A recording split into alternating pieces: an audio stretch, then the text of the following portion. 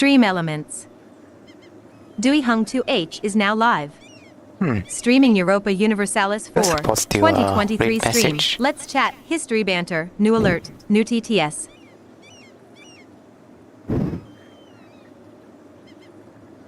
Display whisper message.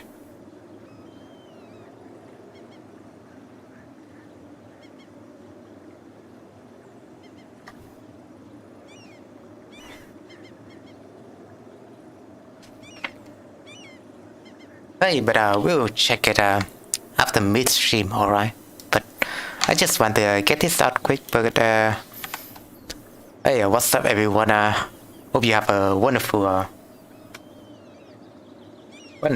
Sunday. Yeah, I remember it's Sunday today. So we don't actually have like a rest day, but happy 2023 regardless. And this has been me, Sui, your friendly neighborhood Vietnamese. How you guys doing today? And it's been episode 15 of me playing EU4, even though this is a special stream today because it's just New Year. It's New Year for us like about 20 hours ago, but possibly some place haven't even got a New Year yet. But probably I mean even the East Coast, even the East Coast of US should America should have a New Year's now. So once we have enough chatters in the stream, we'll discuss a little bit about your New Year's and my New Year's. So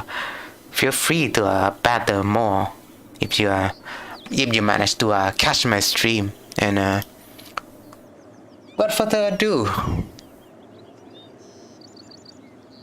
it'll be a special stream today because we'll discuss how New Year's work for both you and I, because different cultures have their different ways of celebrating New Year. For example, I kind of watched the news today, and the news were talking about different New Year's culture around the world. So, for example, in Japan, they go to shrine and pray a lot. Even though our New Year's is probably would be right around the corner, or about 1 month later. But in this positive, we call it positive New Year. I mean the Western New Year. In the Western New Year, we don't really do many rituals and stuff like that. We just go out and have a fun time. But from what I've seen in the north, in the south, they fire up they fire up fireworks as well. But in the north, they don't really do celebrate the Western New Year. So it's just different according to different regions. But without further ado, let's call our friend YouTube DJ. Hit it with another Asian playlist. Yeah, we do call it. I mean, it used to be just New Year, but we kind of adapting from what I have seen. Like in the older days, they would call New Year the Lunar New Year the only New Year for most of Asia. I mean, in my country, I'm talking about in my country. But after that, there's like a debate on how we should westernize our New Year. But obviously, it wasn't came to be, and we would have to separate it into 2 different holidays. So we kind of call it different names, like Lunar New Year is still Lunar New Year, but we call it Tết âm lịch. So it's like you know, yin and yang, right? There's like a negative and a positive side, and so we call our Lunar New Year the negative, the negative New Year, and we call the Western New Year positive New Year. So it's like a Tết âm lịch or Tết dương lịch. But I will go into that in a little bit further. I did see some people kind of watching my stream, so hello there. If you have any discussion you would like, and share your New Year experience, tell us a little bit of your New Year's resolution. Even though in Vietnam we don't really have a New Year resolution kind of thing, so I would like to hear more from you.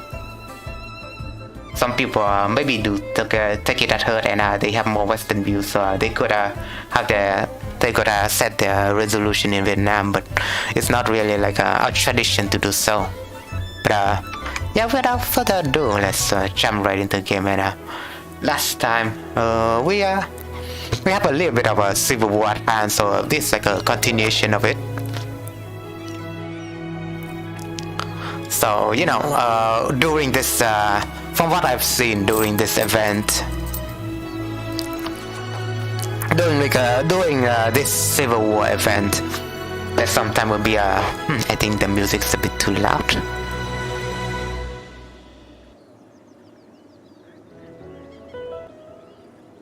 But during this civil war event, there's sometime gonna be random events popping up, or so like that.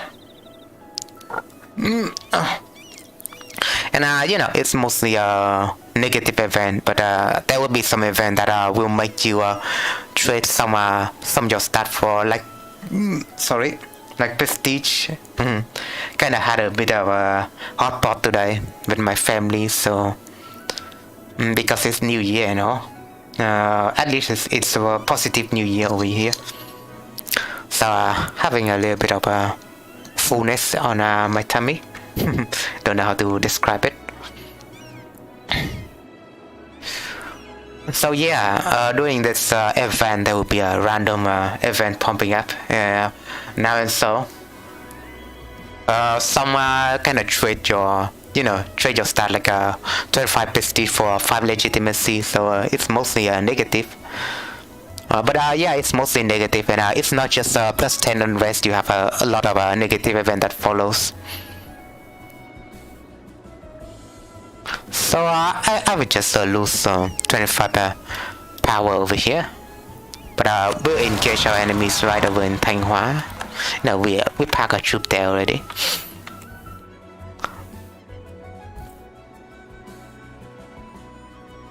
But yeah, I don't think a civil war would be I think it would be a huge prestige drain, but it wouldn't be affecting the nation in the long term that much. So it's like an annoyance, I would say, right? But I think it's realistic to hit some kind of challenge block here and there. As long as the whole country doesn't break up and split into two, that is. Which realistically, what happened? What happened to the giant civil war in the 1800s during the Vietnamese history?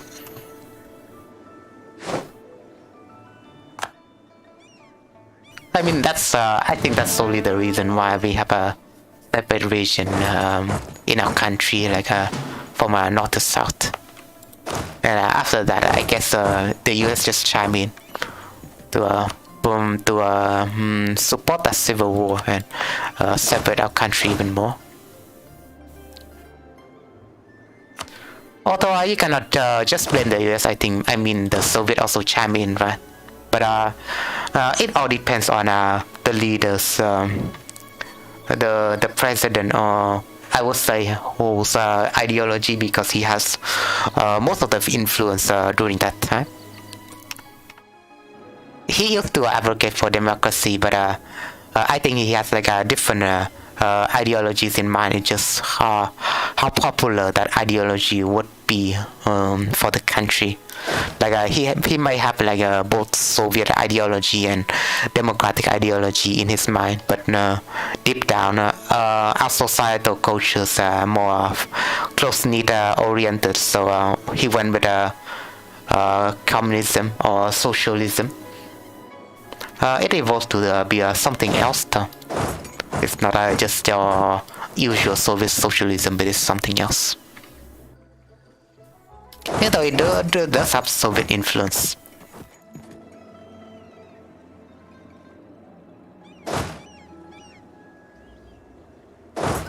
But it's a piece of lost history for some,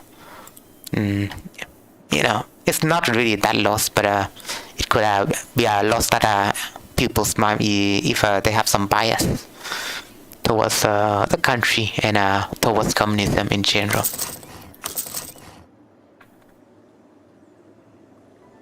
But hey, 01 Ella, welcome back. I think I see you before in the last stream, but I haven't seen you talk yet. So welcome back to my channel.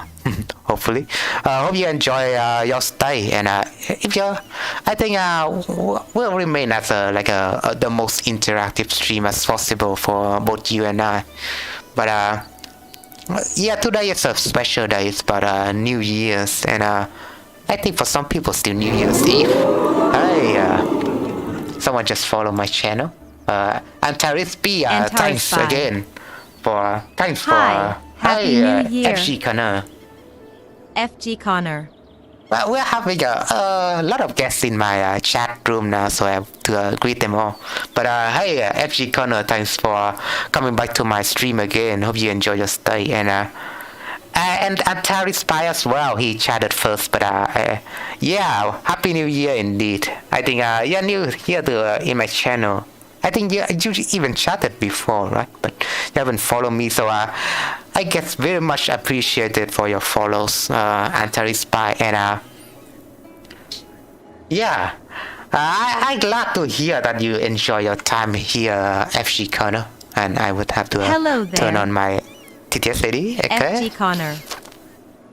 I always enjoy my time here.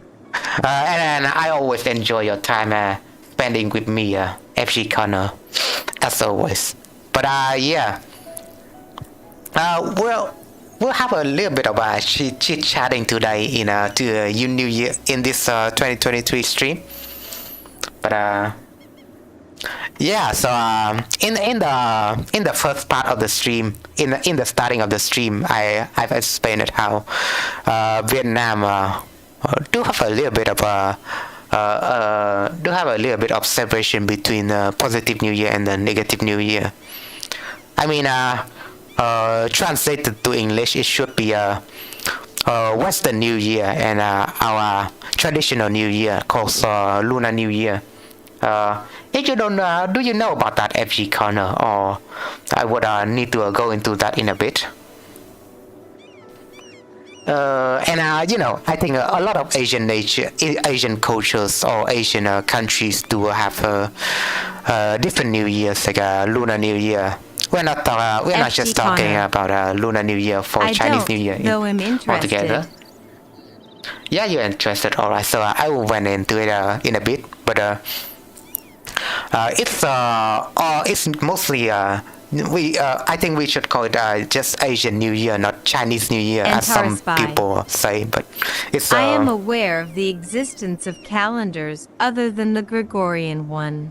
Yeah, the Georgian New Year's, but I think I should call it Georgian New Year's from now on. But you know, it all started from the Georgian calendar and stuff like that. But yeah, I think you're right. Antares B. It's a Georgian New Year. It's a standard that we all follows, and different Asian countries do know this. Do recognize that Georgian calendar as well. So we use this. We use the calendar. I think most of us use the Georgian calendars for our day-to-day activities. But for traditional and celebration, I think a lot of Asian do celebrate their own New Year called Lunar New Year, which is probably around 1 month, like 1 month after New Year. Specifically like a little more than 1 month after the Georgian New Year. So you know, the calendar is almost equal to the Georgian New Year, but we all celebrate that New Year like after 1 month of the Georgian New Year, so to say. But the tradition, the celebration is a bit different from your celebration as well, I think. So we would like to discuss about more on that on today's stream. So yeah, a lot of people just join here with me, and not a lot of you do talk, but I enjoy the ones who interact with me. And Antares B, I think I would be pleased to add you as one of my channel. So Antares, I guess we just call him Antares. The first, of course. No, we have a corner in here. I think I did before, but he kind of died, right? He kind of died without my notice.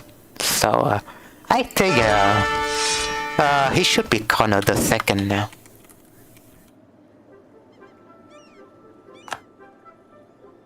So yeah, brand new 2 general for in my rank. So I see a lot of a different bunch of people who are join here with my stream. Spy. Thank you. My pleasure, Antares. I mean, it's a good way to more immortalize those who interact with my stream, right? Just to have there as one of my general, and we'll commentate on how well they are leading the country. But yeah, a lot of people just joining, and thanks Draxnat and Alicidra for coming to my channel.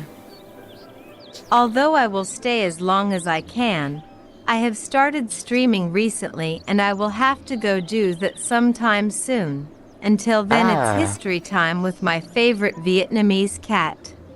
It's wonderful to hear, FG Corner. I think streaming is I think I used to just watch streamer in the past, and I used to watch some Twitch stream and some YouTube stream in general, but about different topic as well. I don't say it's all about gaming, but from what I have seen with that streamer, always interact with their chat, I think I could enjoy a little bit of doing that myself. So it doesn't hurt to try FG Corner, and hope you have I mean, it's not about the career at first, but you have to. I think you started out with a hobby because for me, I haven't even earned any money yet, but it's a good hobby for me to interact with you all. And I think in the future it could be a side job, but it wouldn't be like a guaranteed future. So you wouldn't need to consider that a hobby, Connor. And if you started a channel, please let me know, because I could if I'm free myself, I could interact with you over on there. So or maybe we could have a collab. Who knows? Like what kind of channel are you starting? Or is it about gaming, or is it about something else, or is it about history? Please let me know on your channel's detail. We could discuss some bit more thing on that. I think it's pretty fun to know what others are doing and up to. Let me. Yeah, I'm watching the chat, but we are just chatting at the same time. I think. But without further ado, we will advance the timeline a little bit and see what surprise they have in store for us. I think for me, I think playing games like this is pretty chilly, and you can just stop the game at any time to have a little bit of conversation. So it's like just chatting with a bit of a gaming on the side, so to say. I mean, I don't really just play EU4, but I also play other games. So let me know if you want to see me playing different games in the future. I mean, I don't. I only I have a habit to stick with one game, like one or two game, like just a few games in one moment. So for now, I have a project. I have a modding project that I have with my LE2. So I've been doing that, and I've been playing EU4 interactive stream with you all. But I've also played a little bit of Sims 4 as well. I think that game is interesting because you can do whatever you want on that game, honestly. Like it's like a life simulation, but you can do a lot of free things, and like like going vacation shouldn't cost you any money, right? And you can build your dream house and stuff like that. I think the Sims 4 should be a great content for this channel, and we can as long as we are playing a game like this game or The Sims 4, we could have a little bit of chatting in the background. Like it's just a side game that we play, but we have interactive stream. Well, we have mostly interactive stream on this channel. Mainly gaming. Let me see why. Well, the TTS lady seemed to slack a job at some time, but I will read your message out regardless. Mainly gaming. However, I love history, so I'll bring up some topics. I think you and I could have a collaboration. Well, don't you think? I think it's a possibility, and I think I would like to discuss with you more on that in the future. Or I could enjoy your company, and I would hang around in your chat, and so are you, right? Well, we'll just boost each other up if you think it's like that. I'm ever streaming EU4 and see you on it. I will rate you. Although, yeah, I've heard about the function rating, but I think I always forgot to do it. I think you need to do it manually. So you need to. I don't really watch Twitch anymore. I would say I would mostly hang around YouTube, but for Twitch, the Twitch layout is kind of confusing to me. And I don't have really much time to watch Twitch recently, although I do watch it from time to time. But for me, I still need to get used to the Twitch layout and how do you do actions like Twitch rating and stuff like that. I think I would like to try that. If you have a channel and you stream frequently, then I can catch the stream over there and do a little bit of rating, or you can hang around my chat, say a little bit hi, and I will rate you. How about that? Like when you finish a stream, right? You can say hello to my chat if I happen to stream, and I will rate you in turn. And if you have a success channel, I will follow you for sure. But for now, we'll see how it goes. Yeah, we'll see how it goes. And with that topic being said, I think we should go back to the Happy Little New Year's topic. And now let me drink a little bit some water first.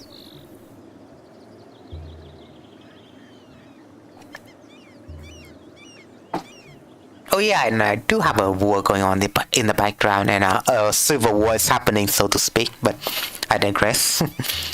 It's just gonna be easily taken care of. Just gonna be a little bit of war to the small state, but we're also planning our war against Ming in the near distant future, I think. And I don't like if Vijay will ally Ming in the future. Let me see who he's allying to. But he seems to be allying the Bahmanis. Even though I did break ally like recently, so I think I will need to break it for the Bahmani. Probably Vijay could join my war against him. I don't know. I mean, no, not really, because he has a truce against me. But Shaki will join, and Bahmani will be on the other side. So I guess Shaki will expand their borders a bit. And from the looks of it, Bengali is kind of suffering after my war against him. He kind of drained his manpower, and so Manchu's just gonna march through the borders. But yeah, sorry if my TTS lady doesn't catch your chat. But if you have anything about discussing New Year with me together, and let me know. Let me know, FG Connor, if you're still here. If you have any New Year resolution. What country are you from? I kind of forgot. You should be somewhere from Europe, right? You should be from Britain. I mean, according to your name, and I kind of remember a little bit that you're from Britain. So do you have any New Year resolution? Please let me know. Because we don't for the positive New Year in Vietnam, we don't really set ourselves New Year resolution. And if you are curious, I will go into a Lunar New Year in a little bit. But we'll separate our section so we could have something to talk about. FG Connor. I didn't think of anything for my resolution, And yes, I'm from Britain. Yeah, I remember you that you're from Britain now. It takes me a while to boot my brain some, so to say. But we'll get a new Crunk real soon. Crunk the fourth, of course. You could not think of anything, huh? Well, a new year. I think a new year resolution should be easy enough, right? If you can think of anything, you would maybe. I think instead of resolution over here, we pray to Buddha instead. You know, we're a lot of religious people. We go to different temples and pray for our health. I think it's our kind of resolution if you can see a similarity.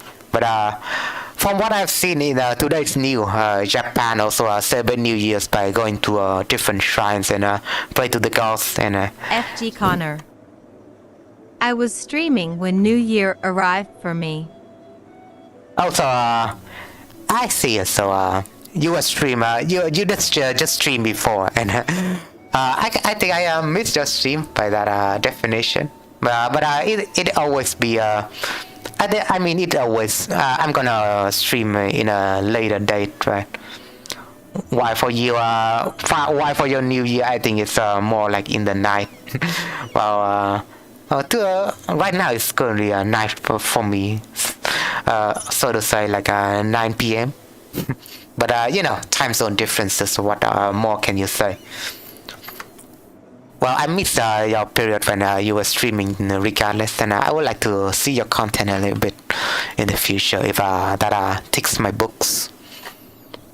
But yeah, different cultures still celebrate New Year's differently. I think for some, you can just go to a pray to The past shrine, few days whatever. Eve been powering through streaming, doing roughly 10 hours a day. 10 hours a day. FG Connor. Trying to get my followers up. I mean, that's insane.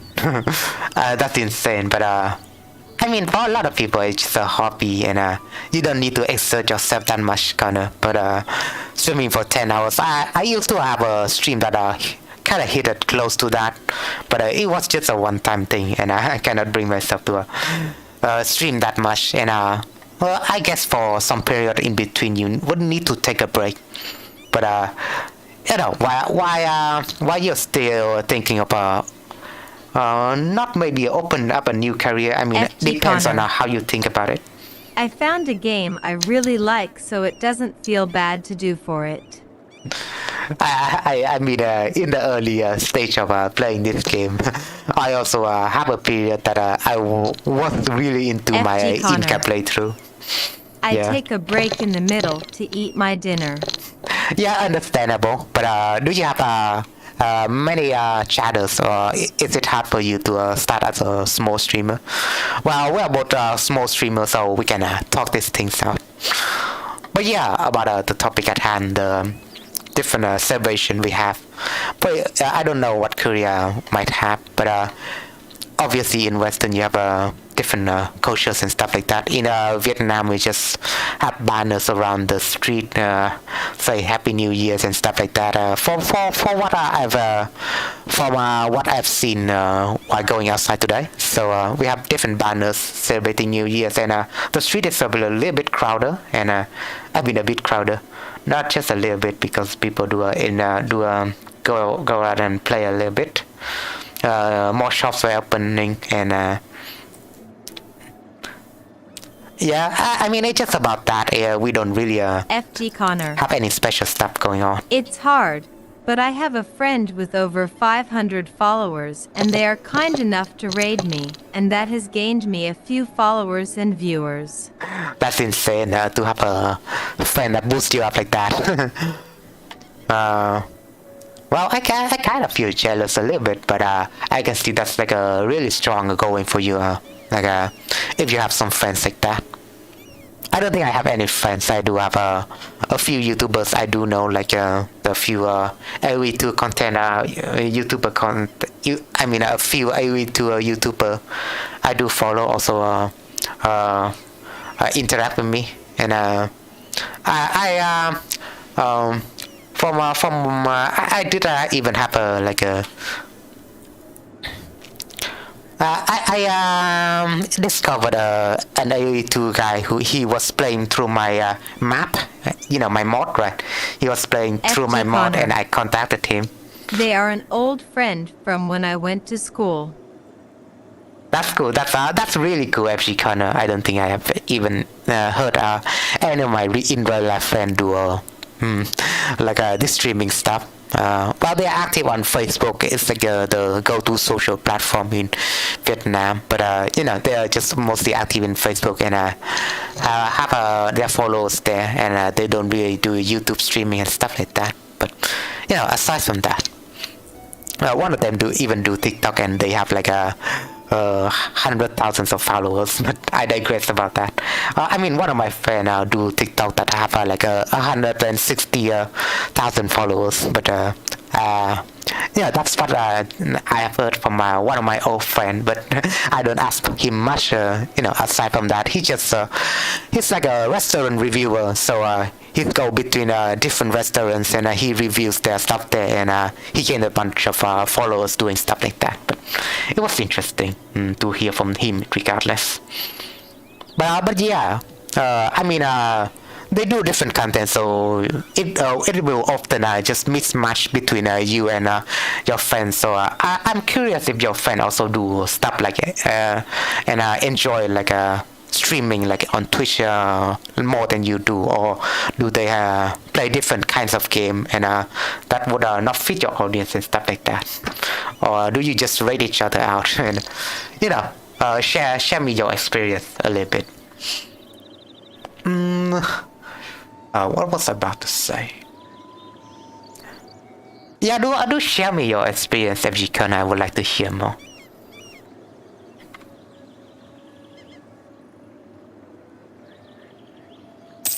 I think if you are British, then I would enjoy your voice They do as well. stream a lot, and mainly do games Rocket League. I see, so FG Connor. Games like Rocket League. Yeah, I heard you.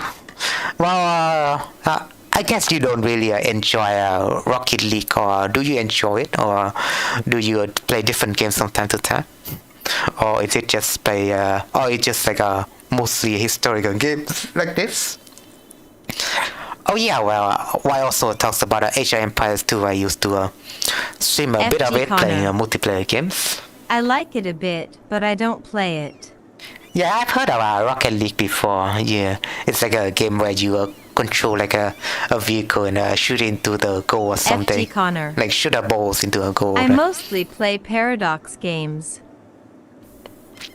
Well, for me, Paradox game is still kind of new. I think I've only played a Paradox game for, well, let's just say maybe a bit of a year ago. So that's when I started playing probably a House of Iron, and yeah, I started playing EU4 actually, but I grabbed it for free on Epic Games. But after that I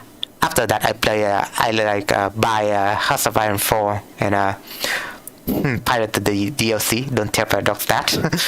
But yeah, I did that, and I so enjoy playing different House of Iron 4 mods in general. And after that, I rebuy EU4 game, and just to grab it from Humble Bundle. They were having a discount, so I managed to grab them all for $10 to $20. So it's like a history that I had with Paradox. But before Paradox, I also do contents like Age of Empires 2. In the past, I also played different games, but smaller scale size.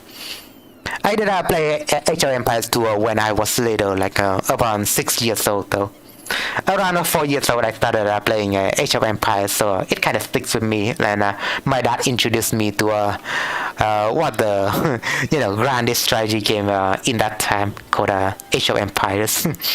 Well, I have to thank my dad for that, but I digress. And there used to be a period when me and my dad went out together and pirate the CDs. Well, in those old days, you don't really there's different gaming stuff shop, but over here we do have a lot of piracy shops, so we buy pirated CDs for less of a price. So we also bought a pirated CDs for Age of Empires 3, and I did enjoy that a lot. So I did have a lot of history with the Age of Empires series. So in turns, I have enough experience to develop a lot of mods in my own. So if you check my YouTube channel, you can see that I have content that I have went into the content that I have different trailers for my modding projects and stuff like that, and you gotta probably check that out. And I do play multiplayer mods, like a multiplayer maps from time to time. I think it's enjoyable for me to talk about those kind of stuff, but I digress.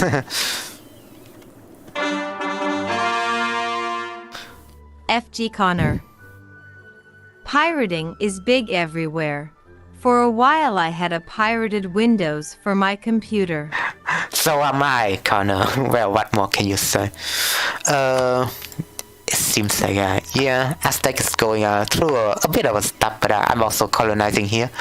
Well, just to steal their institution, printing press institution, because I have enough with this bug.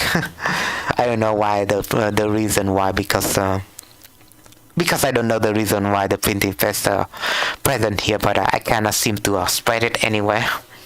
Probably it's a bug, but still. But yeah, Age of Empires 2, I have there are more maps that I played in Age of Empires 2 that are kind of reminiscence. I kind of reminisce about it a lot, but FG Connor. The only reason I don't is because I got a free update to a new Windows. Free update to a new Windows. Yeah, I mean, Windows used to. I think for the first window I have had was Windows XP. So if you still remember that, Windows XP used to be a thing. FG And Connor. Windows 11 I think I'm on now. yeah, I'm also on Windows 11 as well, but my laptop still runs Windows 10. But yeah, Windows XP. There was a period FG of Connor. Windows XP that it doesn't My require you to buy grandparents had license. XP. They still had XP. Okay, that's really old.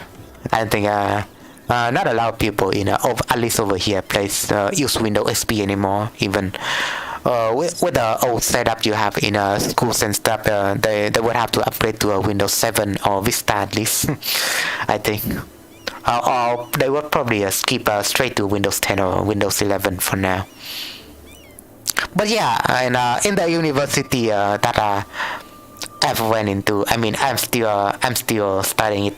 I'm still studying in there, and well, there's a semester that is about to open soon, and just around 5th of January, I think I need to return back to my university. So I would probably have less time, but I would try to finish this series at least.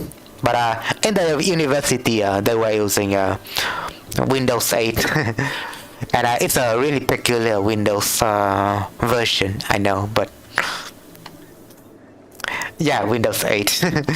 It was a really peculiar Windows version, so it would be a little bit complicated, shall you say. It was a bit complicated. I mean, I used to have Windows 8 on one of my laptops before, but and I would eventually have to upgrade that. But Windows 8, I think used to have an app store. Windows 8 used to have an app store where you can just download mobile game phones on there. I think it's kind of like how Windows 10 and Windows 11 have their Xbox game store now. But in Windows 8, you used to you can use to download a bunch of mobile phone app as well. So it's really peculiar, but it used to work. But yeah, Windows XP, I don't think there was a license to a Windows XP in the past. I don't recall if there's anything like that. So you could install Windows 8 to you could enjoy. I'm sorry, you could enjoy Windows XP to your host content.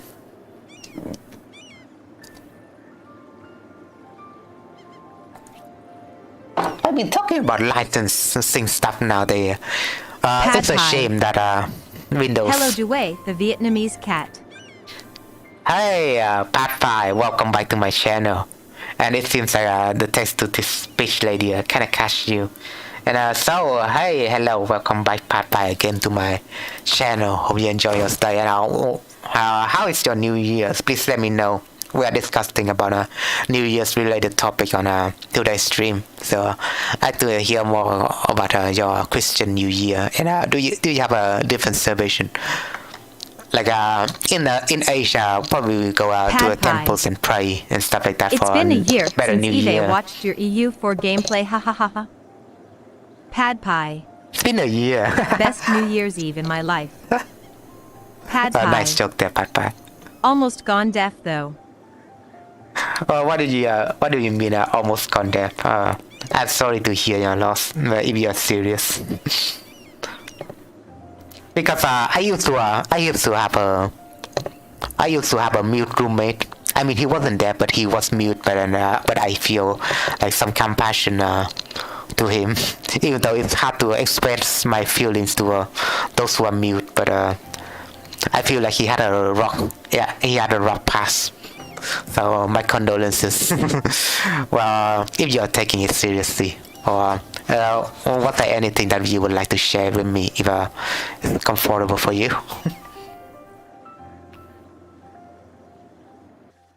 I think I will start this now. I'm told it's cold outside. People say it's the coldest day of the year. It is pretty cold in here as well. I think it's colder than last year for sure. Some guy threw a firecracker out of their window and it landed next to me. Pad Pie. I still hear static. That sounds chaotic for sure. But yeah, well, probably it was a fun New Year where if that happened, if those kind of thing happened. But yeah, funny story that I heard from you, Pat Pie. Really, I think you should do a little bit of trolling back to your neighbors if that's the case. Yeah. Just probably send him a prank or something. But you have to have something back at him. Best New Year Eve, indeed. if that kind of stuff happened to you, Pat Pie. It's kind of funny. It's kind of funny to think about it, right? But yeah, for New Year's, for New Year's Eve, it's just gonna be for New Year's Eve for me was just staying at home and doing my usual stuff, developing my Age of Empires 2 mod, but just that, regardless. Nothing's too special because it's the positive New Year, and we don't really care that much about positive New Year here in the north. But in the south, I think there was a fireworks show in the south celebrating positive New Year. So it could be something. Although I should stop calling it a positive New Year. It should be a Georgian New Year's. But yeah, maybe in the New Year's Eve, maybe in the Luna's New Year, I will have a bit of stream. I don't know if I can stream because maybe I will finish this playthrough soon. But yeah, in Luna's New Year, things will be more lively, and people will visit each other's house and have a little bit of Why do you call it positive/negative New Year? I think because I'm just directly translating it. I don't know how's it called in English, but well, for in Vietnamese we call the Georgian New Year like Tết Dương Lịch. So Dương means positive. So if you don't know, Dương means positive. So that is just New Year, right? But that's why I call it positive New Year. It's just directly translated from Vietnamese. So in Vietnamese we call different New Year's different. Like Web Tết Dương Lịch called positive New Year, and after 1 month of that, it should be the lunar calendar. So it should be the lunar New Year, and in Vietnamese we call it Tết Âm Lịch. So it's kind of like should means negative, so I kind of call it a positive and negative New Year, and I think it's just roughly directly translated from Vietnamese. Does that have Confucian connotations? In/yang. Yeah.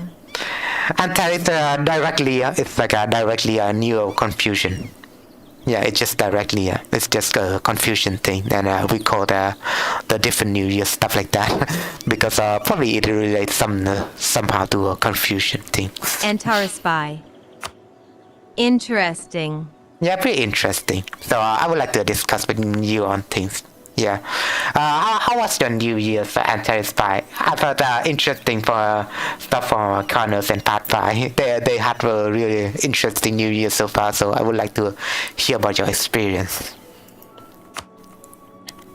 I mean for the Georgian New Year, for me, it wasn't really interesting, but we just go outside and have a little bit of festive spirits and stuff like that. Cheer yourself up a little bit. If it's like a normal day, if it's like a non-weekend, then you would have a day off as well for the Georgian New Year. But you don't really have a day off in here unless you're religious or something. Like during Christmas, probably if you are religious, you would have a day off. Alcohol and explosives. Antarespai. The usual. Antarespai. It's my favorite celebration.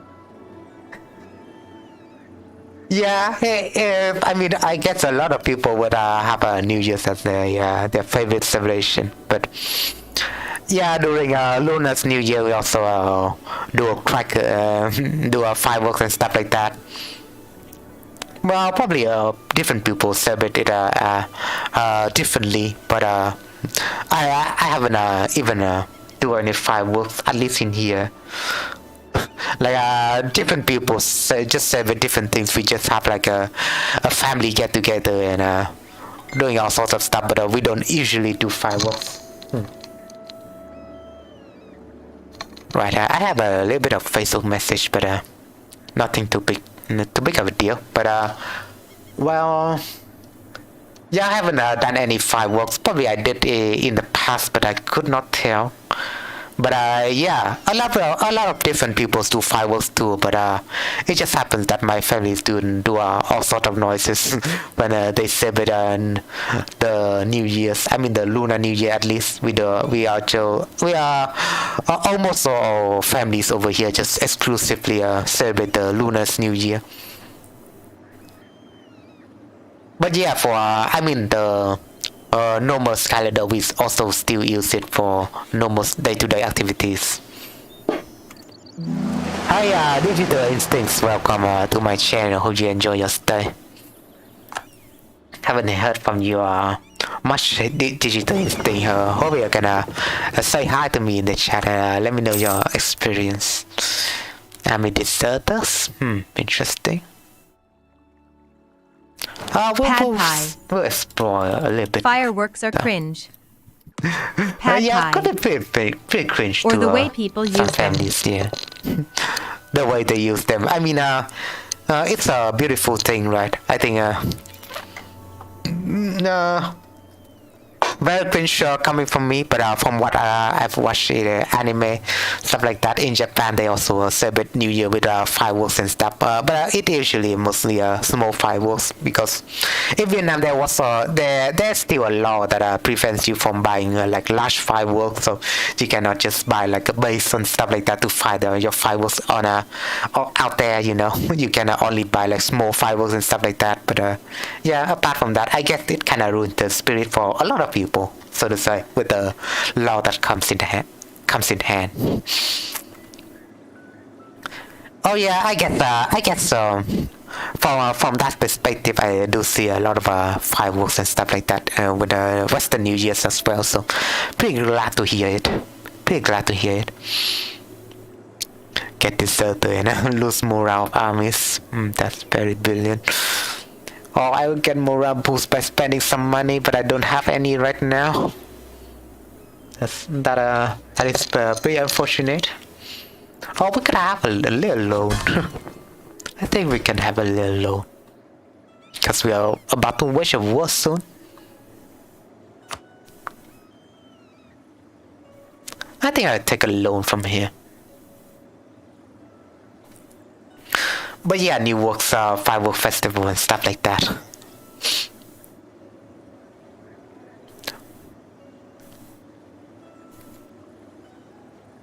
So do you know that a lot of people just go to have you heard about Chinese New Year at least? And for those who are watching, have you heard about the Chinese New Year at least? And do you think it's just Lunar New Year or it's something different? Please let me know.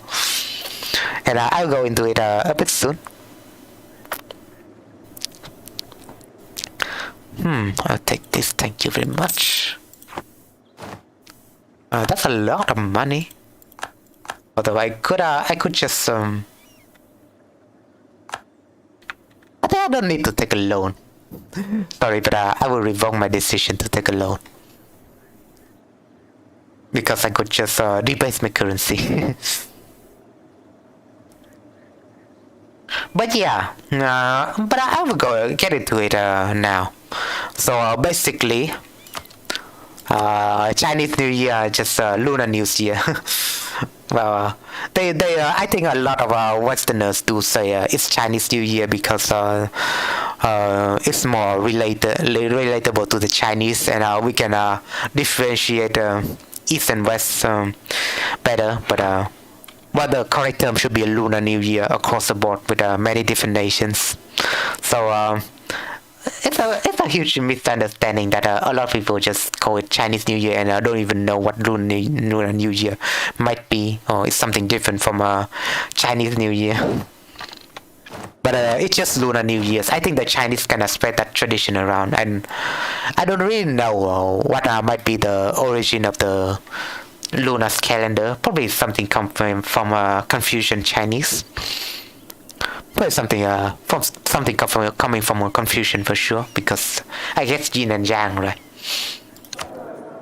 Coming from Confucian Chinese, that our culture kind of spread it around the Asian continent, so to say, and a lot of it just have a lunar calendar.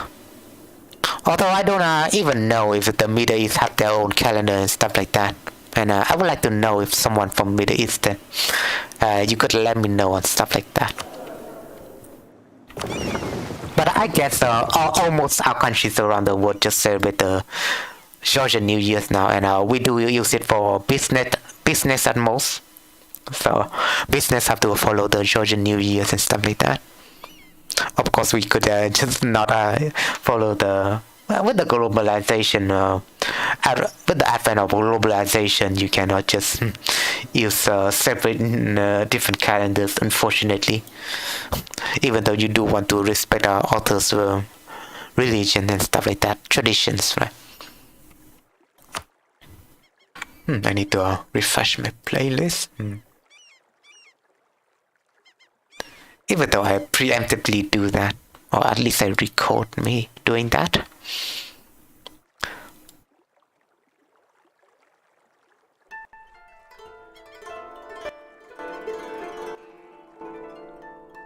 But yeah, well, I think a lot of YouTubers are gonna do different stuff in the new year, so they would release some kind of special videos and stuff like that. But I can come up with anything.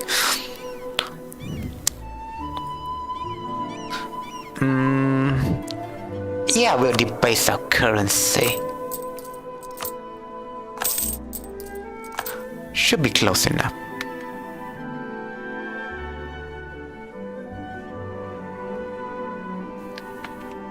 And yeah, you make a New Year's resolution, right? Papa, if you are still watching, I wonder what is your New Year resolution? Can you share it with the people who are watching? I think it will be interesting to hear that for sure. We don't really have a New Year's resolution here, even in the Lunar's New Year. But instead of that, probably a lot of people who are Buddhists just go to temples and pray instead. Pray for a better year, pray for success and stuff like that. And probably that's a way to make yourself resolution, like praying to the God and hope for the best, I think that's one kind of resolution you have over here. And hi, Valentina Karas, welcome to my channel. Hope you enjoy your stay. And if you have anything interesting regarding a New Year resolution, please let me know. I would like to hear more from you if that's the case. Really want to invade the Mings, but I want to end this war first, as you can probably tell. Where is my transport?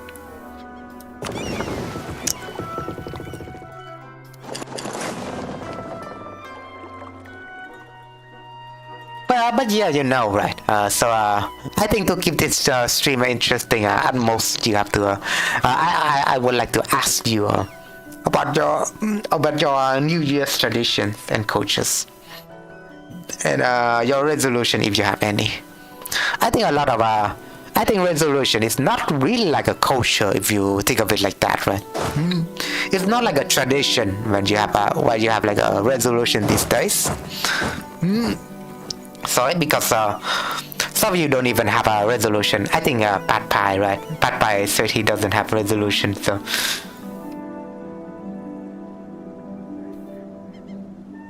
Was it Pat Pie or Antares?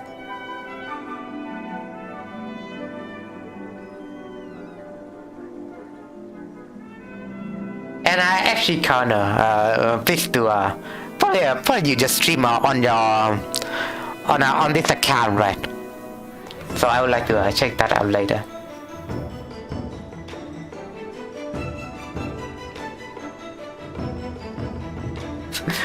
But that firework explosion. But yeah, if you have any resolution or you can think of any, just right now, you can share with me. But for my resolution, I would just make a resolution for myself mostly. It's not really the tradition that one should make a resolution here in my country, but I just make a resolution for myself. So I would like to find a new job. I would like to at least finish my work here at the university and find myself a new job right away. I did have a job before, even though I don't really have like a university diploma, but I kind of lost that job because of one single joke that I made. So I would like to have myself a new job. At least that's what I hope, and I hope that sometime I could do my own business and open like a private business and stuff like that. And I would like to earn some second income. It could be streaming. It could be a shop that I own, or it could be like some service that I made using my coding skill. I do have plan to develop like a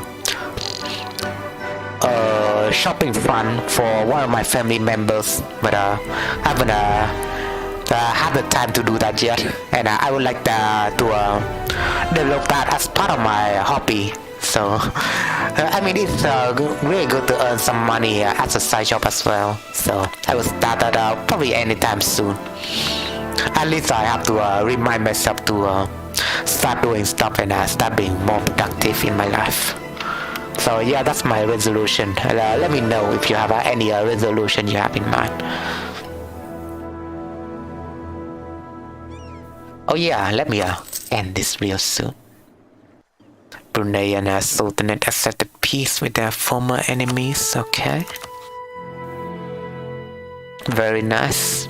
Seems like they stop, and Theodoran is now over here. Well, mostly bothering me, but they're enjoying themselves with the new lands. I think they're getting bigger as well. But if they're getting bigger, then I could benefit from that as well, because I could just drain his diplomatic power or money if I need it. Or I could just demand additional tribute.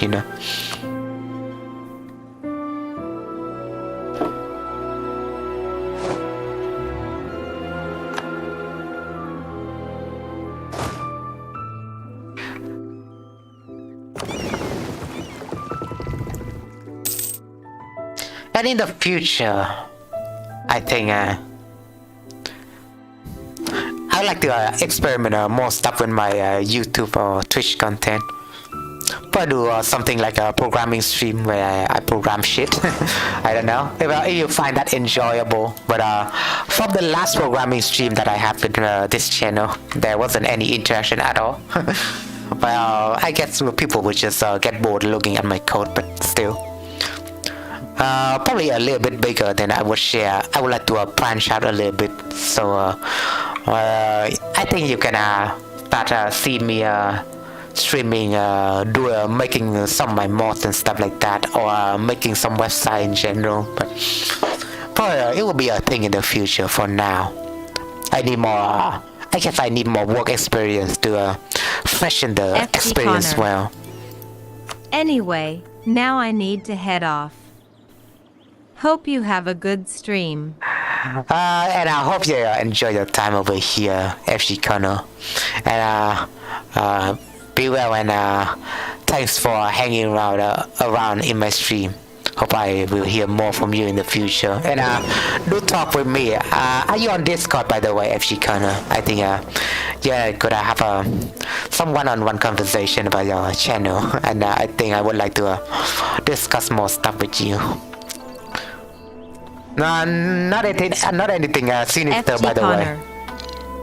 I am on Discord. You could leave your Discord handle under my chat, and probably I will add you as a friend soon. If you click a FG link. Connor. Yeah? My account name is Connor number 1452. And I will add you soon, Connor. And I do have a server, by the way. It was started by one of my fans, but I think he's not active anymore.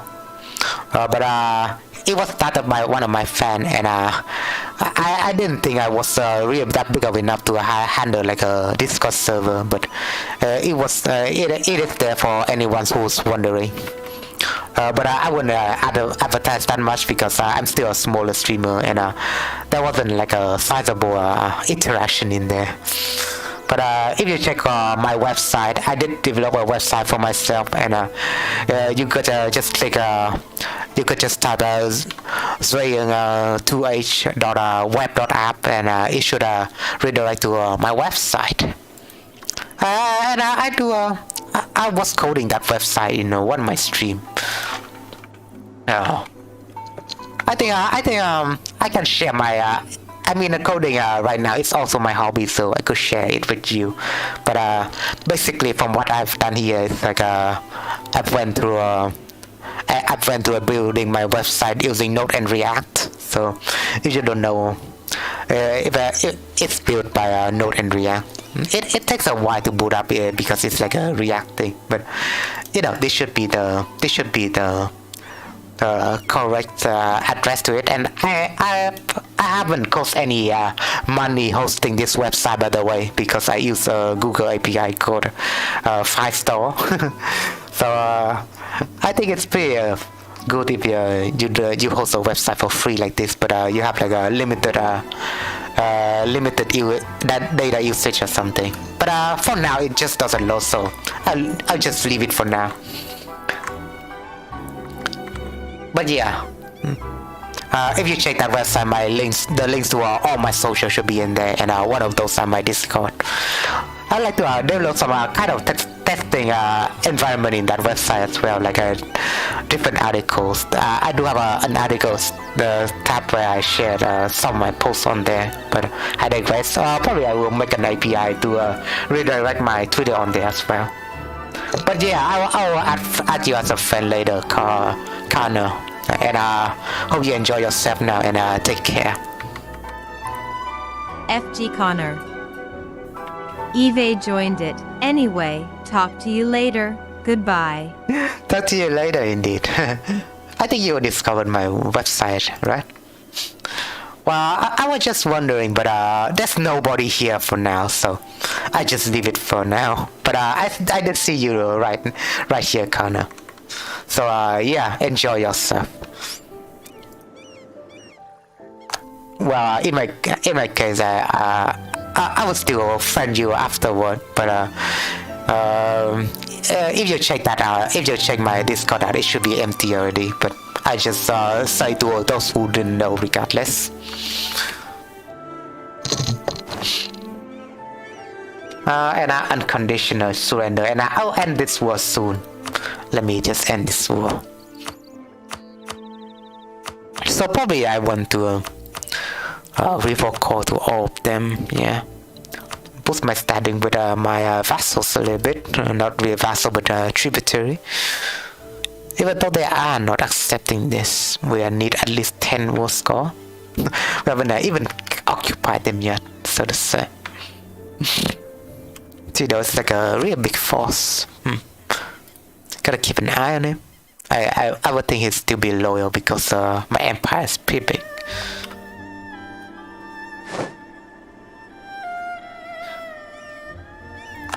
And hello for those who are still watching. Hope you enjoy your time here. I do have a automatic Twitter bot as well, and I think I would like to share it with you later. I think I will write some special message to you, kind of like how the Twitter bot should works and stuff like that. And would you like some kind of things like that on your channel?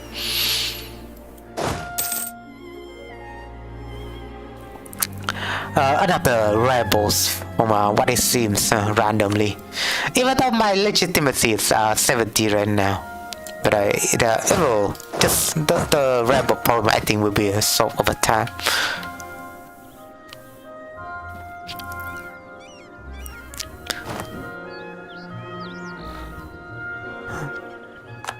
Brunei gone bankrupt, of course.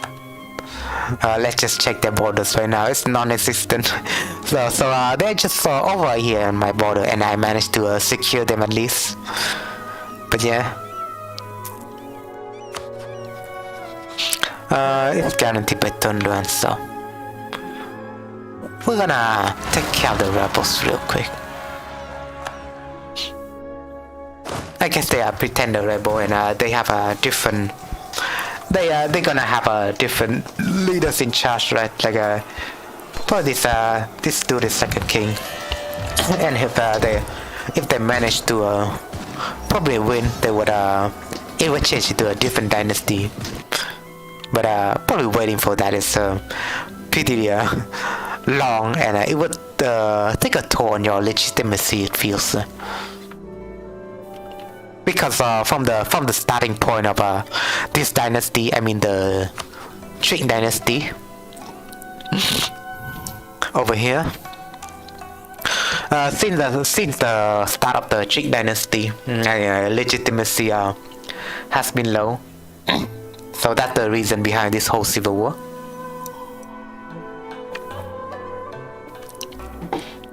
I mean, I could see some realistic points, but it's not really that realistic enough, so to say.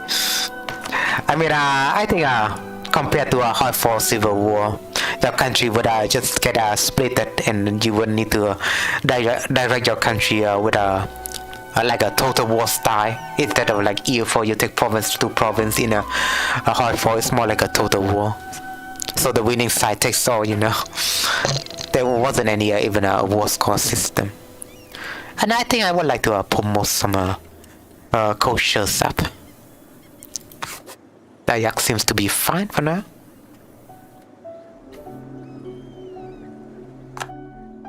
I do have a lot of promoted culture stuff. Slot. I think with this mod you have a lot more culture slots, so it comes in handy. But yeah, I guess after discussing that New Year's topic, but you have to move on into something else. Or if you have a new viewers on my channel, you can discuss more things with me. Just say hello and I will respond to you back. Yeah, so if you can see over here, this my website. It's nothing much, but it contains all the links to my social, and it will act like I think it acts like a good CV. It acts like a good stuff that I could show to my employers, and acts like a CV to my future job, right? And so this is like my website being built by React. Kind of have a project like that. I kind of started this project when I started my previous job. So when I was being an intern learning about React and stuff, I would go into developing this website in my free time, so to say. I plan to add some future posts in this section, and I have planned to add some iframes on there, so it would actually show my Twitter as well. And I would like to learn more, just from the experience of developing this website, and from this article you can just sort my stuff with the tag associated with them. So for like tutorial, I do have like 2 posts. So you check my Vietnamese pronunciation.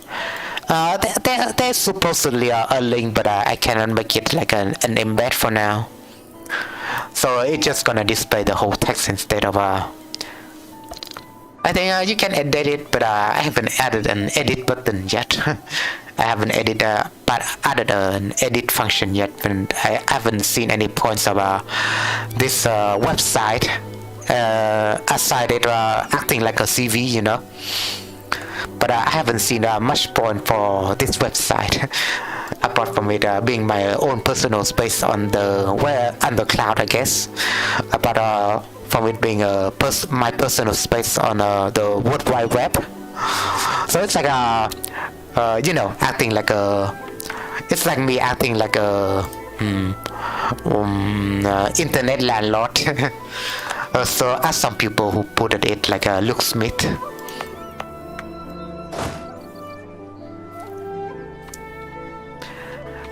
From the YouTube channel about technology, I do enjoy watching Luke Smith a lot, even though he's like a boomer who's too obsessed with Linux and stuff like that. But I do enjoy Luke Smith content. I think he's not just a technology channel. He have some politics. He has some politics content as well, and you can see he's like a boomer. But I do enjoy his content. Kang Tung, is he like he's a tributary, so I decline.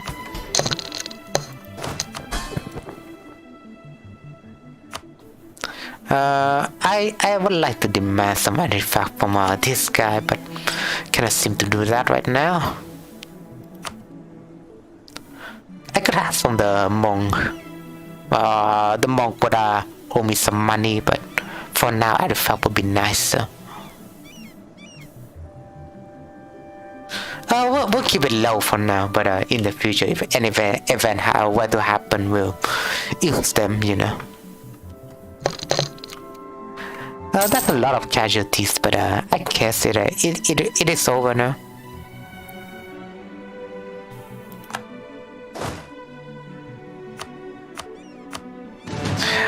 Right now the stream kind of quiet down, I would say, right? But still, regardless, Happy New Year's to all of you. I think a lot of people do have some sort of pessimistic view going forward. But what more can I say? But I've also watched a channel called Inside Russia, and he had some kind of a pessimistic view about the New Year's because, well, he was a Russian citizen, and well, the Russian government is not doing that well right now. But at least I have a positive views going forward. I think I will find a new job. At least I will try my best.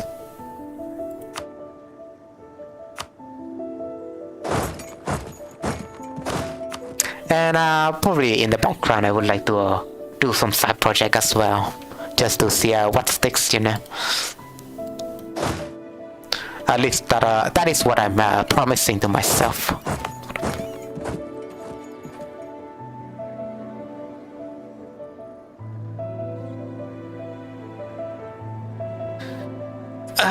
Yeah, let me stretch a little bit.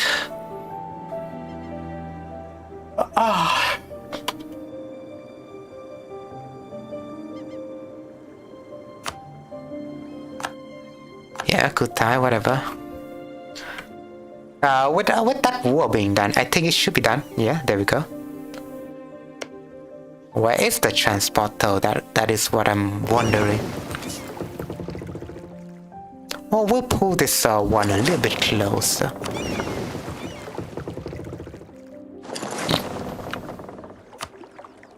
So we'll do some deals with them. Yeah, like so. Money as well. They will no longer exist.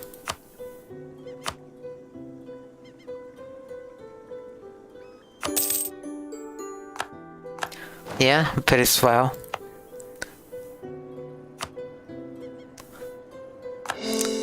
And I think this is like a really funny topic, but I used to play gacha games, and thank God I stopped playing gacha games. And if you don't know, gacha games are like the games you play mostly on mobile phones, and you have games like Genshin Impact, which is really big as well. But I digress. More like a cross-platforming game for Genshin Impact, but gacha games are mostly mobile games, and I've quit myself on that, and I haven't played gacha games for probably 1 or 2 years, so I have to congratulate myself for that. I avoid gacha games playing now, even though most of my friends still play gacha games.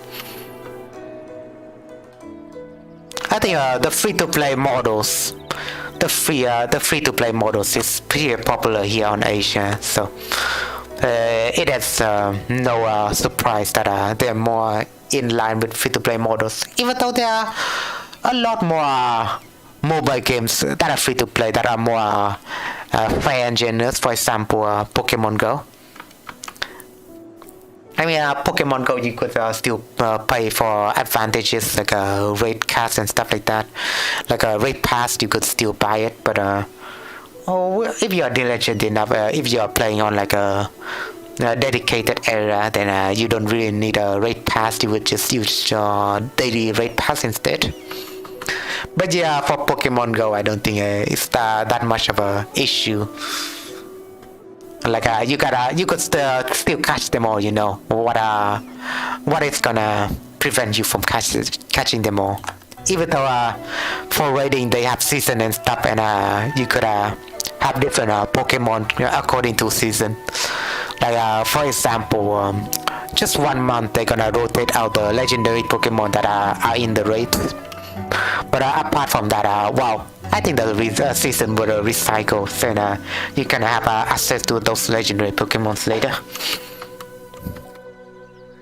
But at least for games like Pokemon Go, you don't have really have pay to win stuff like that. Just watch out for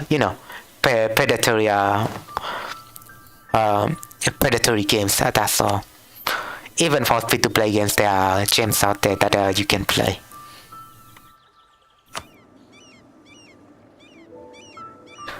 Pretender regimens. Yeah, we're just gonna do a little bit of this. I don't want to lose more prestige, and I want to gain that legitimacy. Yeah, sounds well. I do have boost to morale and discipline right now, so it's the best time to do a little bit of Chinese invasion. Sorry.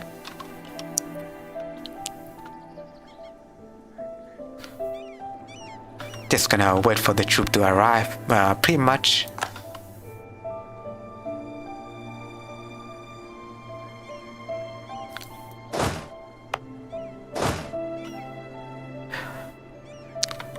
But in the future, probably I will stream a more different game aside from this game. Well, I could switch it up like a little bit, right? But I think I have a commitment issue, so I will stick with one game before moving to another. I think tomorrow I will try a little bit of my friends. Oh yeah, there's like a royal seal right there.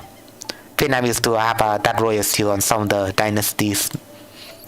So that graphics is interesting.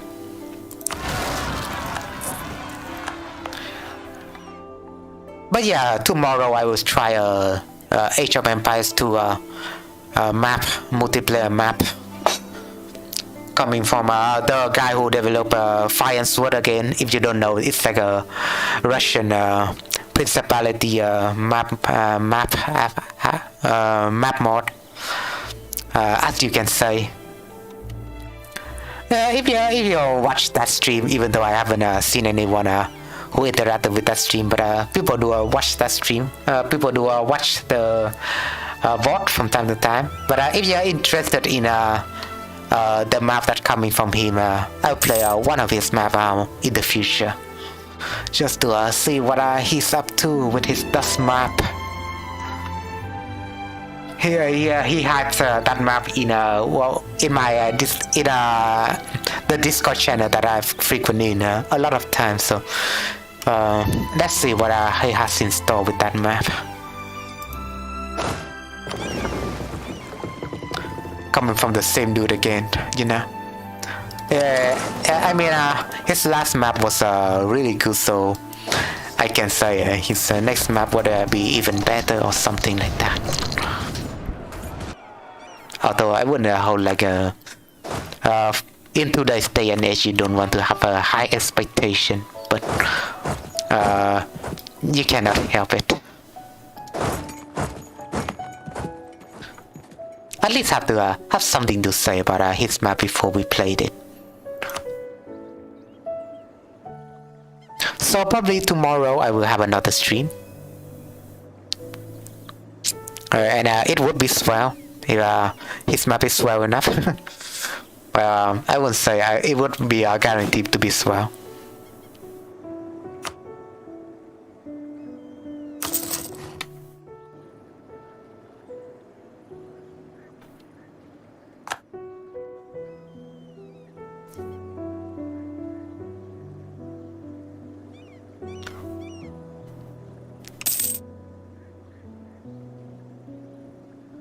Oh yeah, I think for my Discord, I think I would need to do some development on there.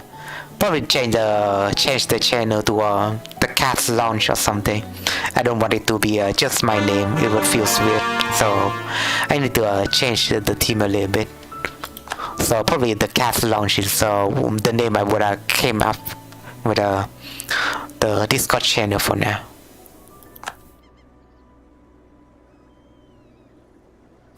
I do remember the time there when I used to play Heart of Iron 4, and I used to play a mod called the News Order, and I kinda went nuts through playing on there. It was interesting, and my English was a bit more rusty. I mean, my English still pretty rusty, pretty rustic, but you know. I think I role played a lot, playing like a Russian lord over there, and it kind of went horrible when the Russian-Ukrainian war started happen, and I would like to avoid that topic altogether. But yeah, interesting stuff, you know. And I kind of went I kind of started a new future with games like EU4 now, so to say. I think a lot of people would watch House of Iron 4 more because it kind of attracted a lot of viewers when I started playing that game.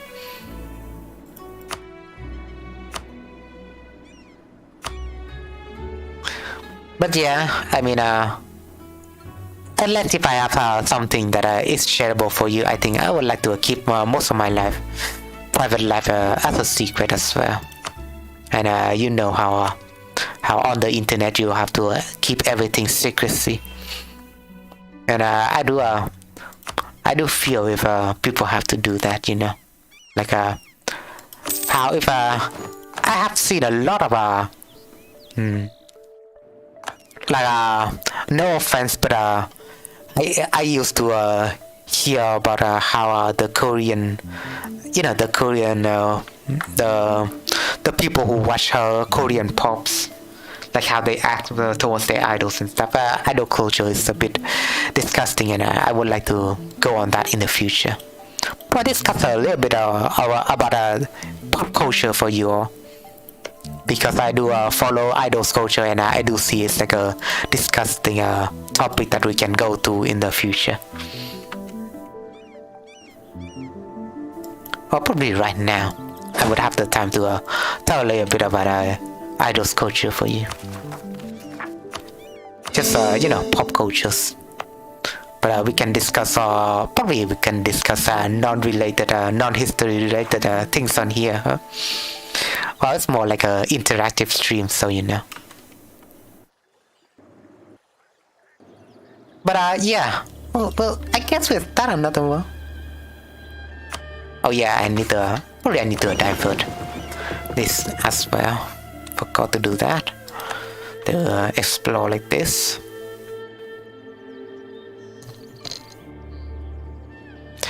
And I'm having a hard time, by the way. I'm having a hard time because, well, the newer Camtasia doesn't work on my new desktop, and Camtasia takes a lot of time. I'm planning to make like a speed paint video about me making mod in Age of Empires 2. But I have planned to do a speed paint video, but Camtasia doesn't have the processing power to play to the speeded clips. So it's pretty lucky. But probably I need to bear with it, or I will need to get a new video editor, even though I cracked Camtasia like in the past, but still. There are open source video editor that I could take, but from my experience, there's a open source video editor called OpenShot, but doesn't seem that responsive to me for use. Hello? My mouse still moving. Sometimes there's a little bit of delay, just so you know. Probably will take Canton, because probably that's like the highest development possible. Even though that should be my oh yeah, the Reconquest will go. I guess we'll take Reconquest first. Well, we'll take Canton just like so. We'll take Reconquest will go, why not? And we'll call Tondon and Shakin.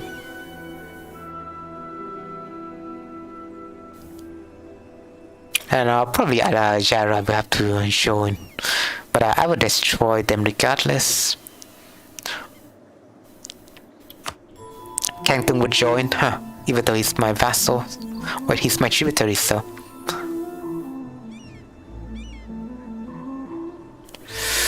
I could use help from Mong Yai, but he's just tributary, so he's not gonna join in.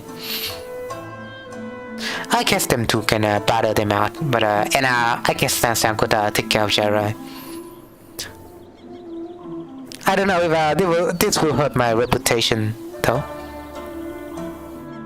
Like diplomatic reputation. Oh yeah, stability.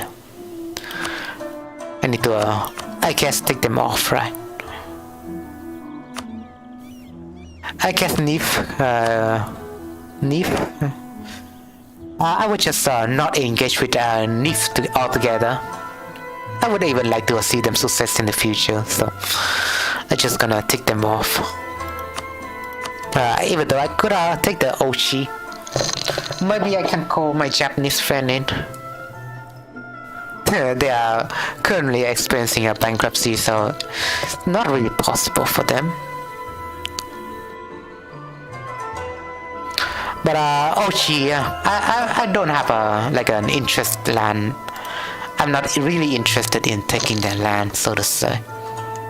They could have their whole thing over there as long as I care. I can eat for sure, but they're my subject as well. I do have a lot of subjects that will side on the Mings instead, and that is like a problem. Well, they should have learned. They should have learned not to associate themselves with the Ming as my, if they are my subject, right? And we will need to punish them for that. So it would be this would be oh, what did you call it in English? No, it's like a punishment from heaven. Well, let's just put it lightly.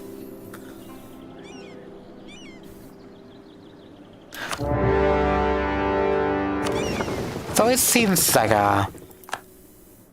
okay. The Ming seem to have some pirates there. We're taking care of it right now, so that's good. How dare they do a pirate my coast, am I right? They'll get a divine punishment for that. So I will just order my put my last sang vassals to take care of them now. Can order them to take care of this first, and we'll order Kang Cheng to take care of this.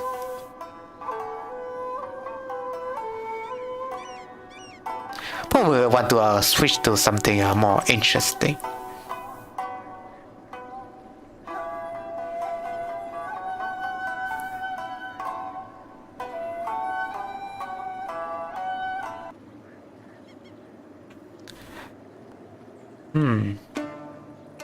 Yeah, DJ. Do your thing. Hey, where's the Kang Cheng? Is he not joining? I will set them all to a siegeless cell. And let's just invade the Chinese once again, if that's well enough.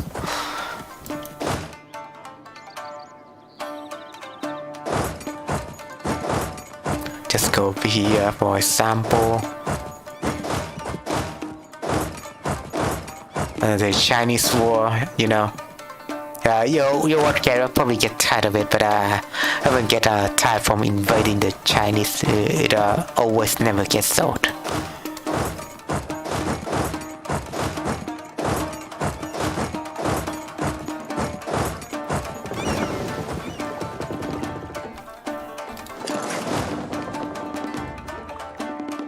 One captured ship, that's all well and good, but I will need to repair some of them. We'll start the blockading probably all around Canton.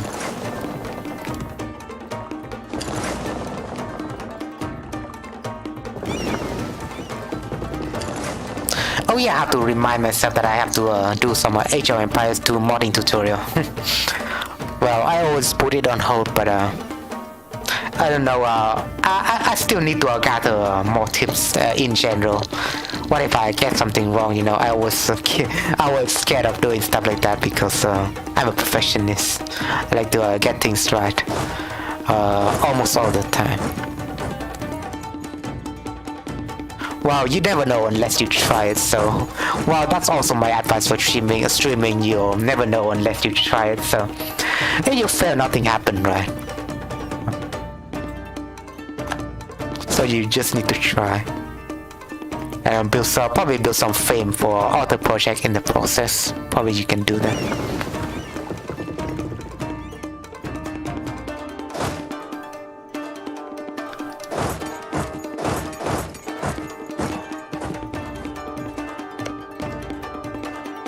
Oh, it's just gonna be I think a plain Chinese invasion. A clean Chinese invasion. So white peace, so to say, huh? And I think my colonial nation is kind of struggling over here. And I would like to recruit some explorer to there once I finish with this war, so he could understand, have some understanding of his surrounding. Probably that would help him a lot. Knowledge sharing has been terminated. Although if I think he's like a colonial power, he should have the ability to recruit some explorer. But there seems to be there seems to be a Portuguese colony, neighbor colony over here, and I would like to end it with him. Just get the colonizer as soon as possible. It is my claim. I do have claims over all of the Australian land.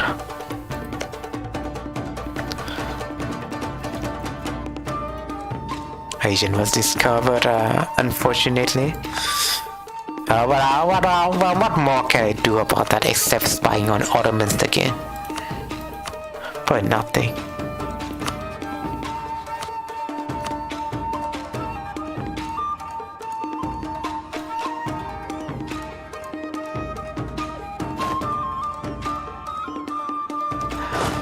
Also, I do notice that a lot of people just say hi to me right away. At least people who follows me, because they gotta follow the stream for a little bit and then they'll stop watching, right? For people who have time in their hand, who don't have time in their hand, but I've also seen some new faces and stuff like that. But I digress. But for what it seems like, I already went to the topic that about how streaming works and stuff like that. So probably I will spare the topic, but I think it's like a discuss piece that we can have over here on this channel. I would like to surround this guy. Hello.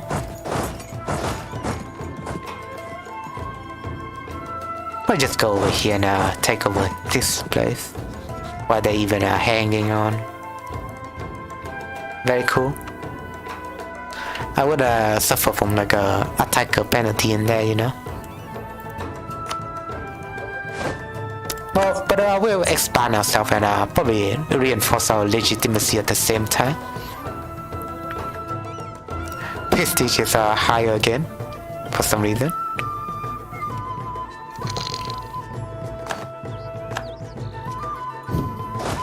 And I will probably need to split this up. I only need I don't need like 6 artillery in there, for example. So we'll do a little bit like this.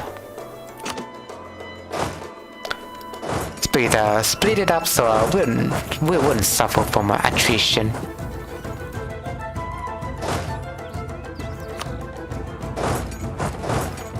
Reinforce to Cao Bang, for example.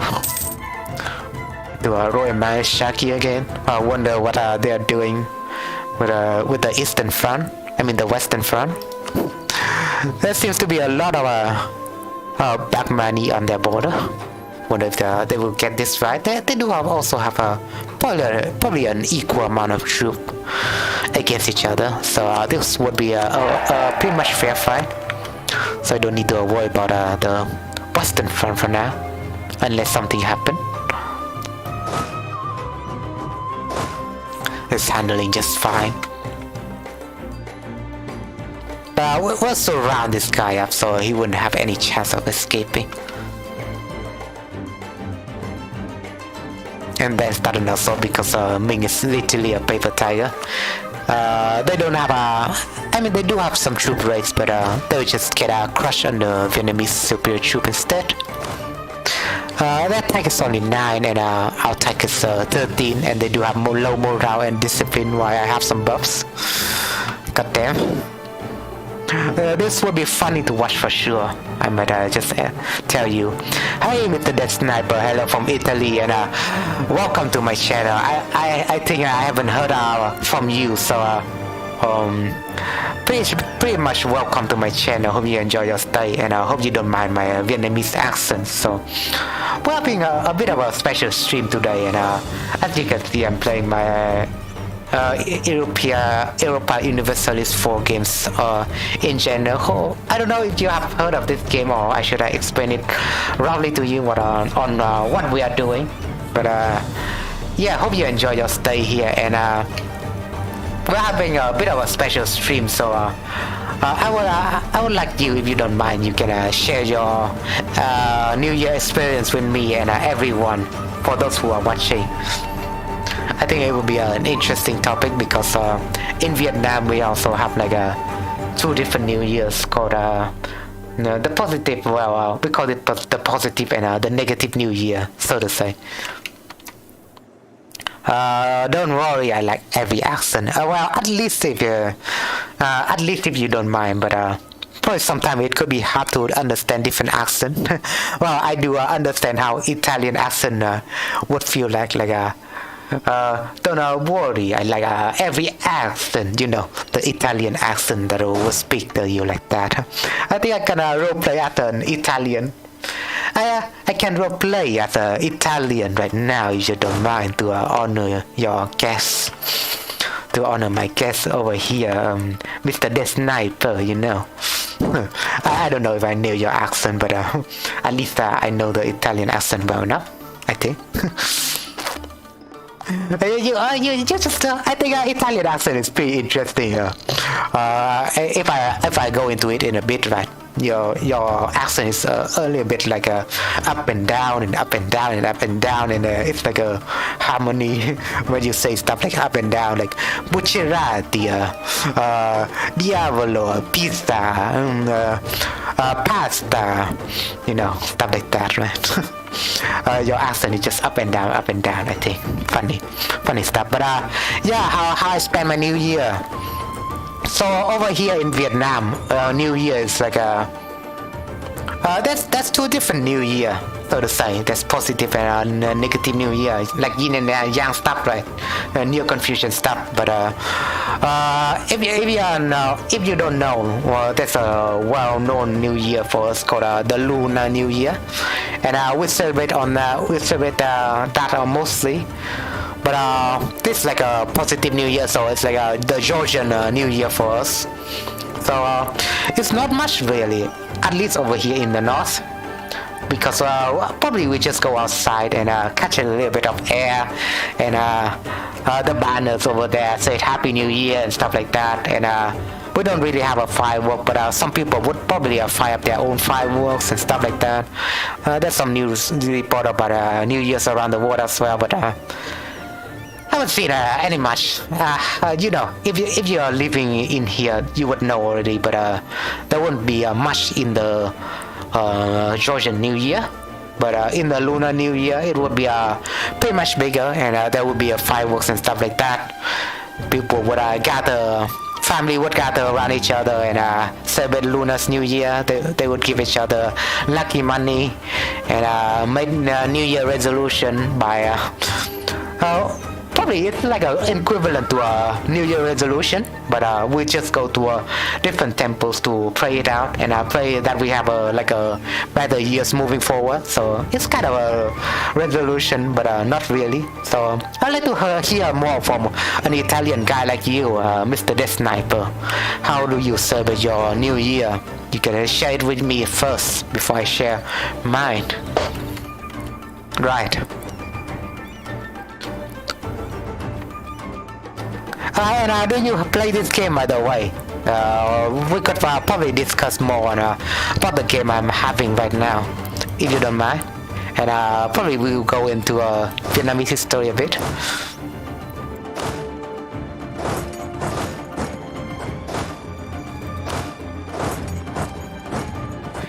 So in Italian, I don't know how you would celebrate it. Do you have like fireworks and probably do you make a New Year resolution, stuff like that?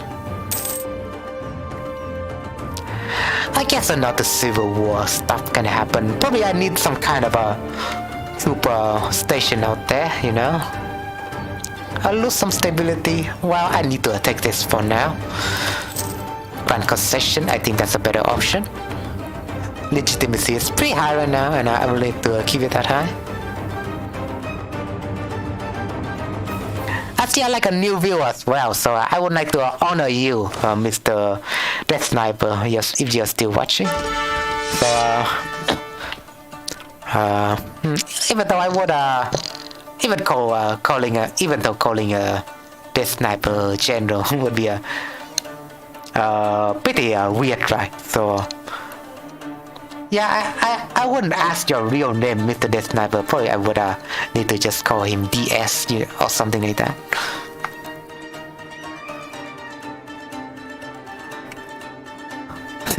So probably we'll just call him Death Sniper the first. What could go wrong?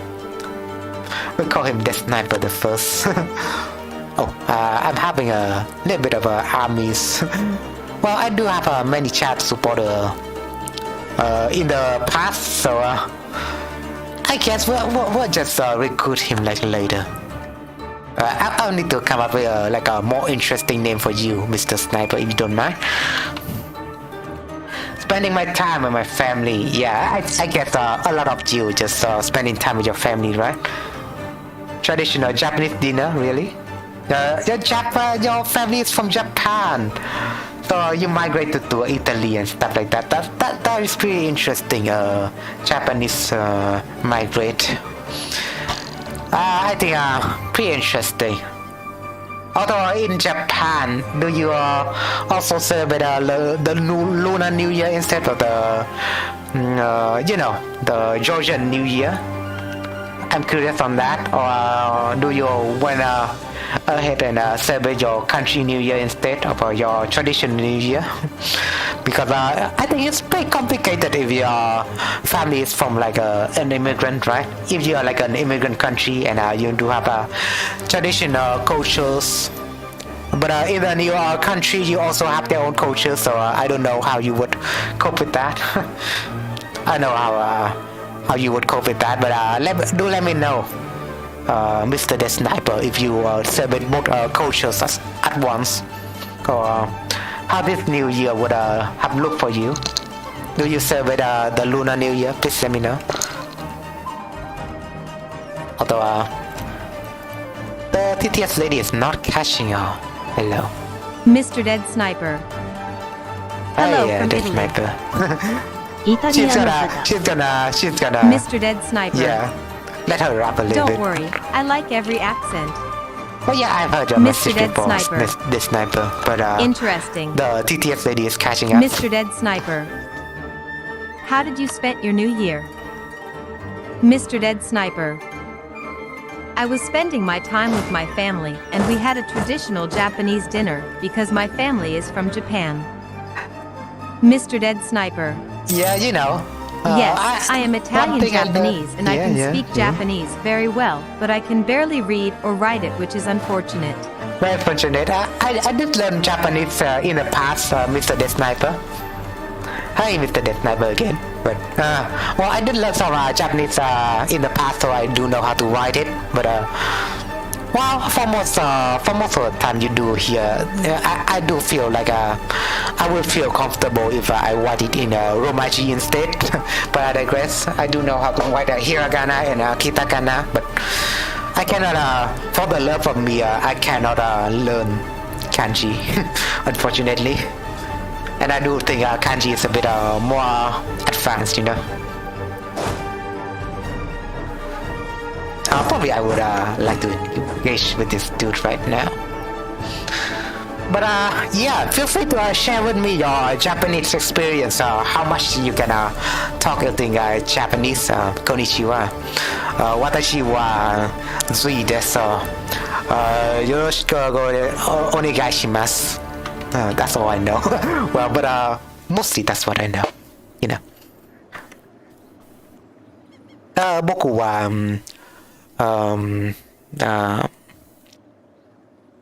22 no 20 Mr. what do you Dead say, Sniper. three? When I speak Japanese, I have this slight Italian accent kicking in. Well, probably so as me speaking English, right? But I digress. But you don't need to feel insecure about your accent, even though I do feel insecure about my accent sometimes. And sometimes I cannot pronounce some words right, but it's a way to it's a thing that I'm practicing. Let me just get some water.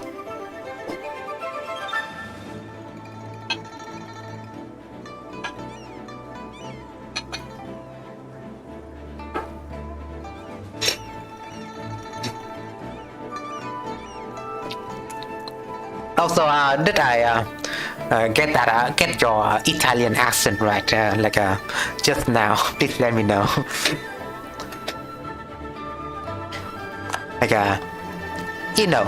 I speak Japanese, but I have this slight Italian accent kicking in. Oh, well, I sound more like a Russian now. I feel like.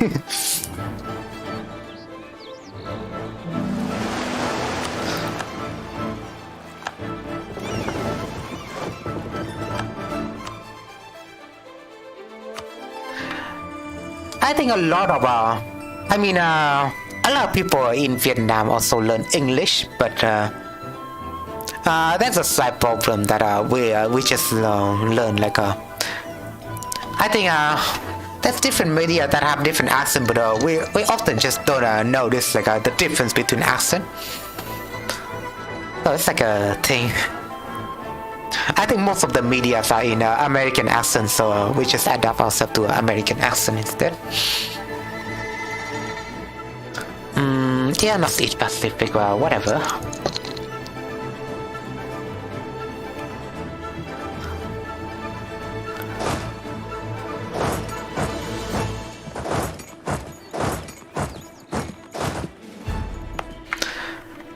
But yeah, how much can you speak Japanese? Yeah, you know.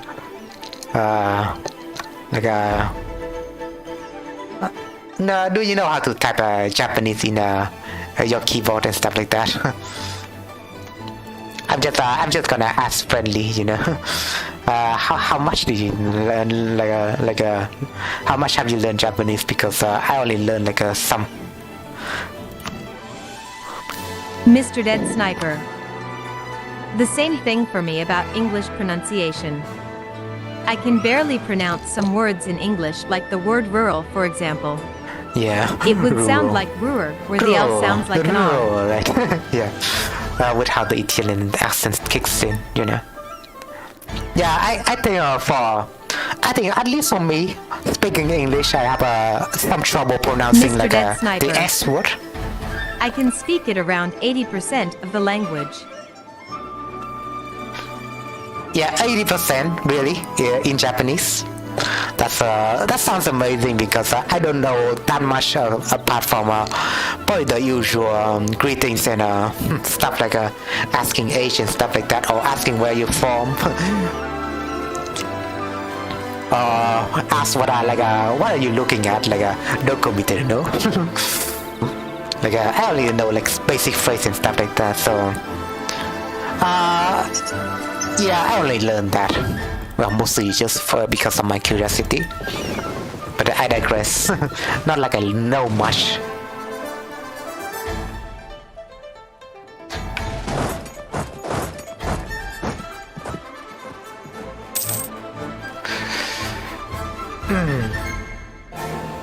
I need to oh yeah, that's that's a Vietnamese film that I'm watching as well. That contains very nice soundtrack, but very nice Vietnamese soundtrack, but cannot afford to use it. Probably could be copyrighted, and I don't know how would you get a playlist from a movies, music and stuff like that. I think it's hard. But for now, I'm using Genshin Impact music mostly. But I need to add more from there, you know. And the usual EU4 music doesn't, add the gist to me. Seems like Papa State Receipt. It seems like two Sicilies bullying Papa State. Interesting. I guess there will be the Italian United. They seems to be pretty long. So yeah, for the Italian in the chat, Mr. The Sniper, interesting Dead the Sniper. Sicily uniting. I used to learn other languages like Chinese and Vietnamese because I Hey. have friends whose family are from those countries. You know Vietnamese, right? you know Vietnamese, and I'm a Vietnamese, so can you hold a conversation with me? I wonder. Yeah. Tôi là Hưng, tên bạn là gì? Mr. Dead Sniper. But unfortunately, I mostly forgot about these languages. Yeah, I guess you mostly forgot. Well, I used to learn German as well. I still know how to count in German, like 1, 2, 3, 4, 5, I used to learn some German. It used to be like a secondary subject in my secondary school. So I used to learn that, but I've forgotten a lot of the phrases, so to say. So I can still speak probably still speak like basic phrases like "Oh, we'll get his due" or "we has do" something like that. But I mostly forgot most of them all. So same as your case, I guess. Do you have a fascination with different cultures? I'm asking Mr. The Sniper because I guess for people like you, like coming from Japan, right, and going to Italy, so you have like a different cultures class, and I think you're obligated to feel at least a little bit something about that. Well, if you don't know, in this channel we are mostly it's just gonna be mostly banter. So we do keep the interaction up with the expense of the games not being played well right now. Well, I kind of delay a lot, just a lot of pausing in general. Mr. Dead Sniper.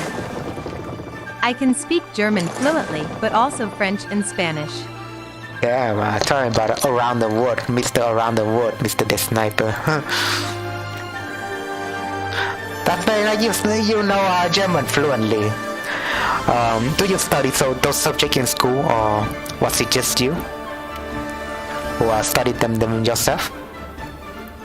Because you seem to know a lot of different languages. Mr. Dead Sniper. I used to live in Germany and in Switzerland for a while. I see. Are your family permanently right now in Italy, or have you been in Italy after you've been in Germany, and probably you move household like from country to country? I would like to know, because I do have some household over in Canada, and probably some I know a friend that who went into Germany as well. So I'd like you to share your I would like you to share your experience with me. Or do you have any relatives that also do the same, like your family did? Or are still they in Japan? I don't know if I can ask your in real life name, because I would be interested to know your in real life name, if you don't mind.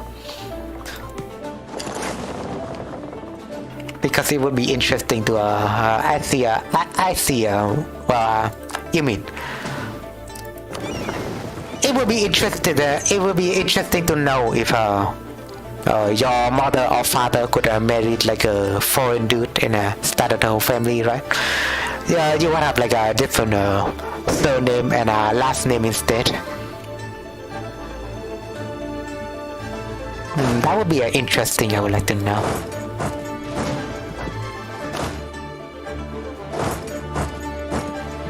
Mr. Dead Sniper.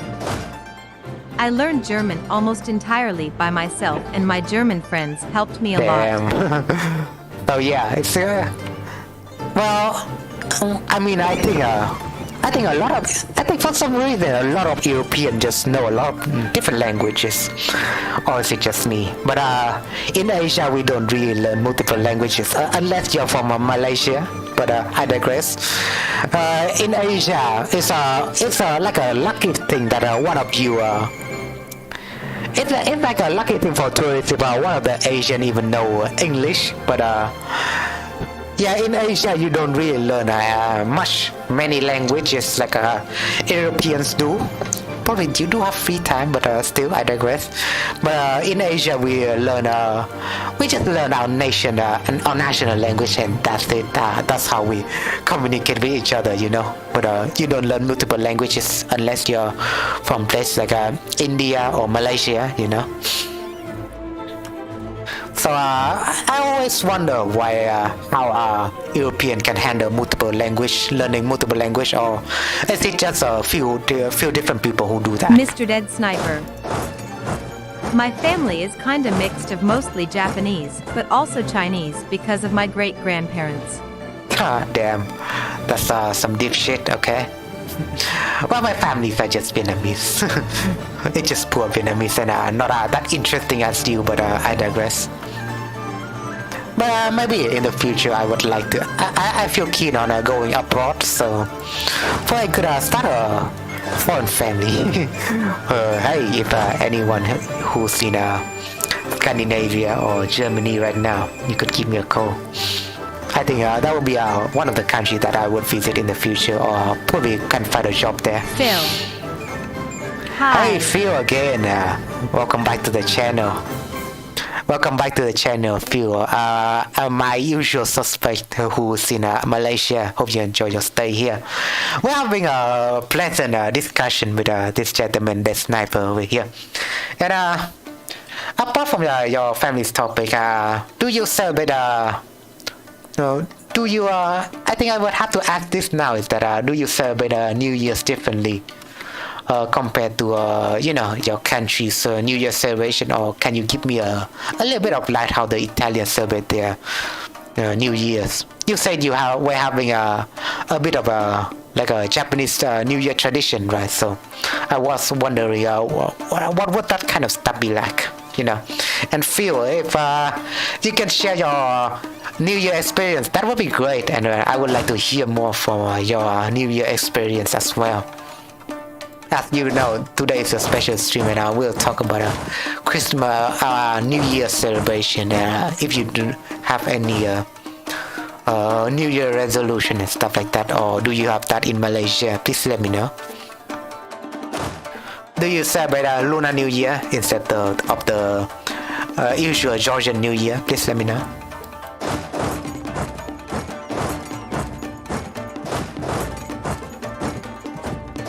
And as usual, I'm gonna invade China, but that's while that is going on in the background. You can share your own experience to me. Sorry, there's some burp. I need to drink some water.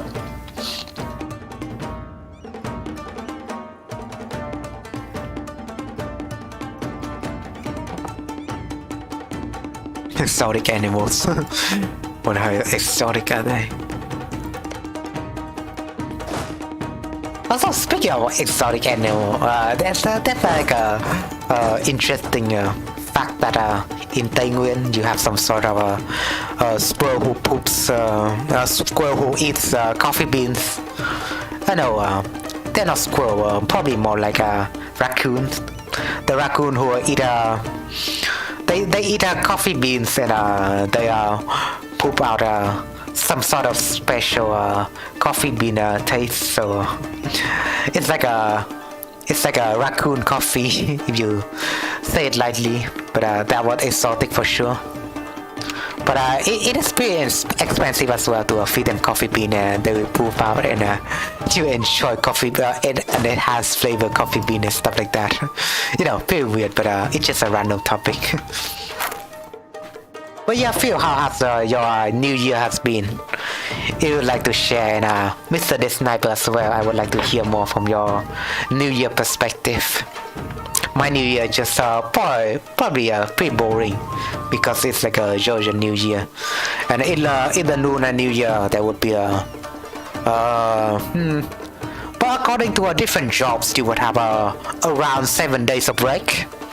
So 7 days of holiday for Lunar New Year, even though for Georgian New Year you only have like 1 day of holiday, so to say. But it's like a difference for sure.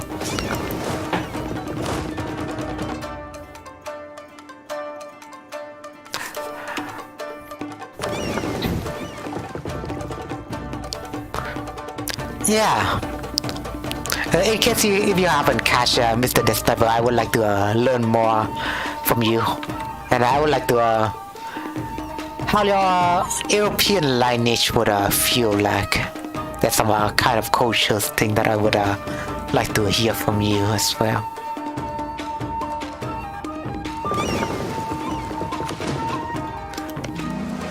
Oh, I guess there's some sort of troops over in there that I would like to intervene. God damn it, I will arrive there late for sure. But I need to intervene this. I never watched my troop while I was having a talk like this. But you know, if you're here for the gameplay, it would just be boring, right? It'd just be real boring.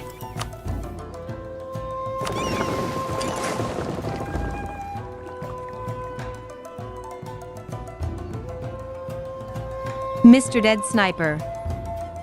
My family celebrates Lunar New Year. We visited our relatives in Japan, and we also have lucky money. Hi, so it's just the same as us. Okay, I'm glad to hear it, Mr. The Sniper. Glad you also at least answer my question over here.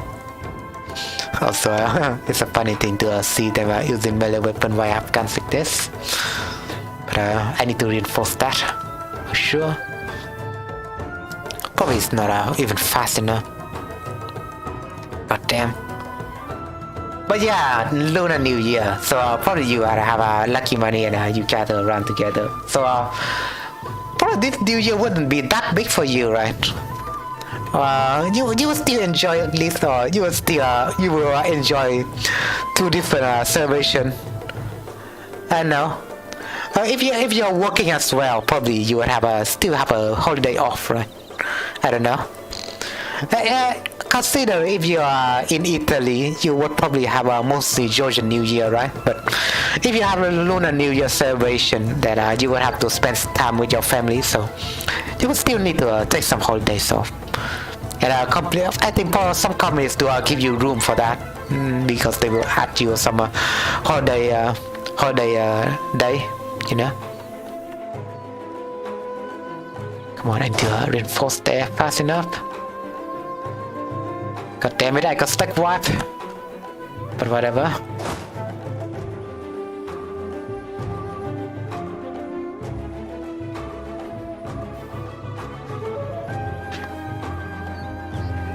But yeah, and lucky money is like I mean, does Japanese used to have Confucianism? I think this Lunar New Year tradition is kind of tied with Confucianism in a sense, even though it kind of got spread to different Asian countries. But I think it seems to tie down with Chinese Confucianism. So I mean, a lot of them a lot of people just call them Chinese New Year just because it has like a origin in China, I think. But a lot of countries celebrate it, so the correct term would be Lunar New Year instead, you know. God damn, look at that casualties. They do have a higher dice roll for sure, but look at that casualties. They don't have enough discipline and morale compared to me.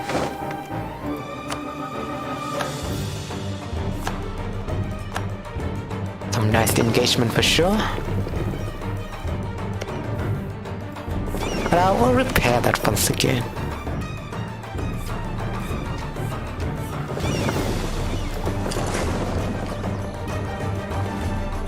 Hey, I want to go out and at least blockade something. Hello.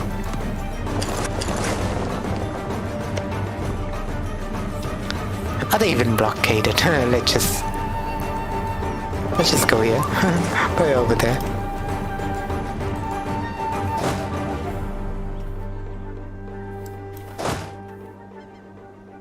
But yeah, we need to get a new leader. So I would divert my troop like this. And do you play this game, Mr. Death Sniper? How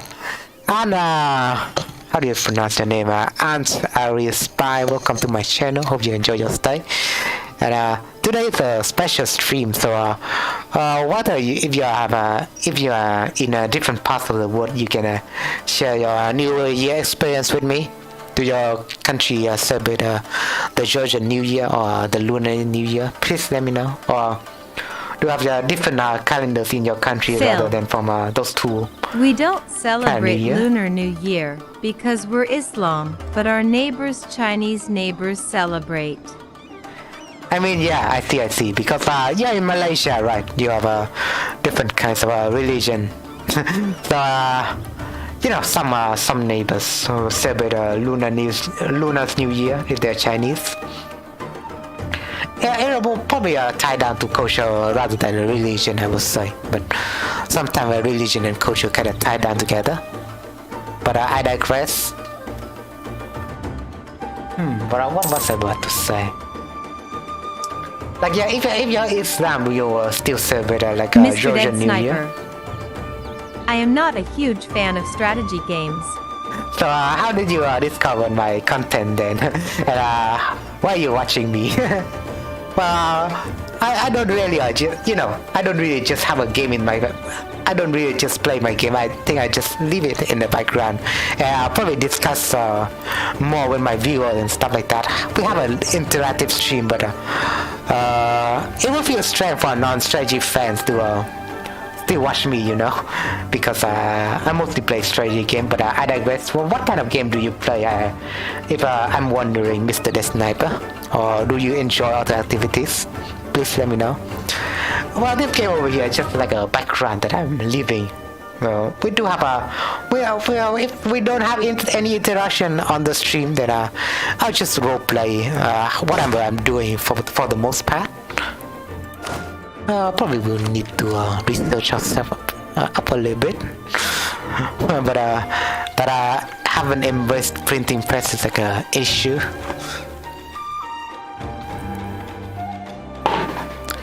Well, we could take care of the different Mr. Dead small state Sniper. in the future. I found you by chance, actually. So just YouTube that who does that. Well, that does seems interesting, isn't it?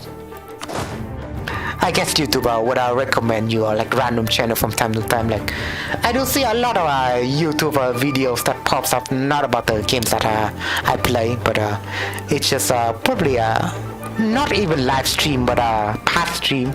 They would recommend me a past stream of somebody else playing games, but they don't even play the game that I play, so I don't feel that obligated to click on their games, But well, for me, yeah, mostly just chatting. If you know it's from Twitch. Probably I wouldn't need to relabel myself, but it's just a game in the background. You gotta still discuss, you gotta still further discuss thing about like the game related things with me. As I'm playing this game, you can discuss how I would strategic me encircle the Chinese troop and stuff like that. Speaking about Japanese altogether, as you can see over here, Japanese, that's still a single coup period in Japan. Do you know about the single coup period, Mr. The Sniper?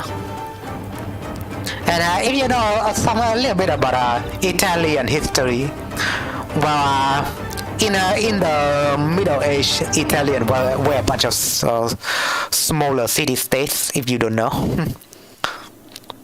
well, I will explain both of the country history with you if you're keen on history, right?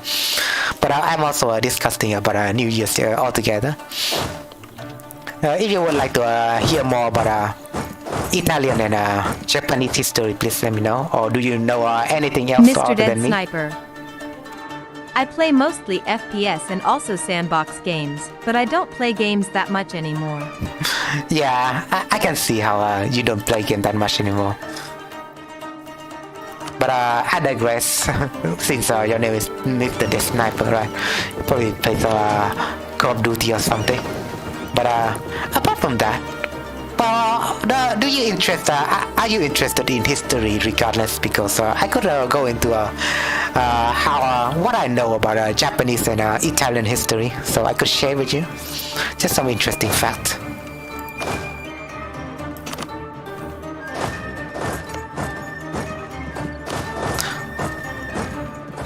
Right now, right now Japan is still experiencing their Sengoku, and I kind of like the Yamato-led Japanese empire over here. Well, they are more like a shogun right now, but this guy is just a daimyo, but he's probably a grand daimyo, so he's a kingdom rank. But he's like a rival, a really great rival against against the Yamato dynasty for now. But in our real life, I think the not really Toku Gaya, right? But who united the? Let me search on Google. I need to search this back up on Google.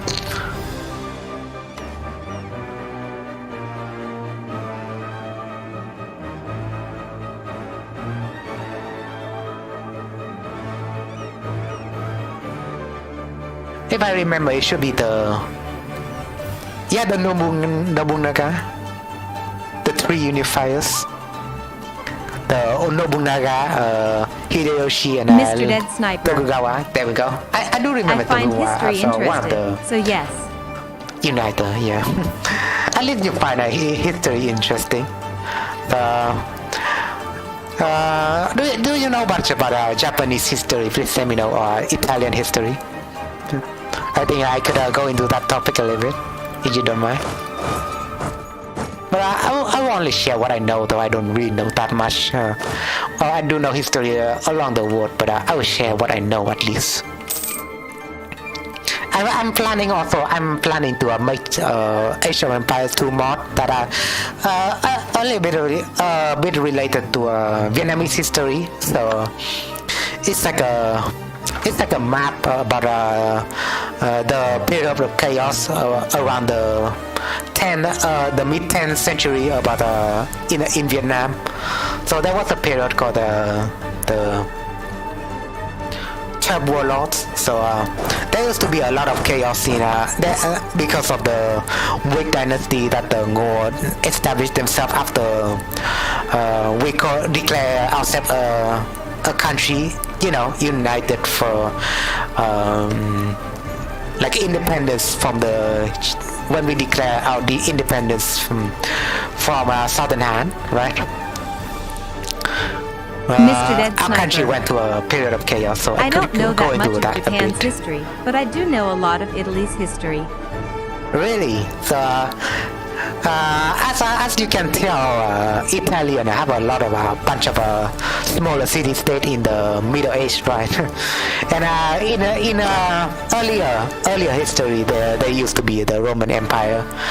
But you all know how the Roman Empire comes and went, and you have the barbarians invading instead, and Romans still enjoying their hedonistic view of life. And after that, it's just the Dark Age, and there was a period that some Italian state united, and after that, in the late Middle Age, it kind of torn apart into a smaller city stage, like after Challenge and stuff like that, probably. But I digress.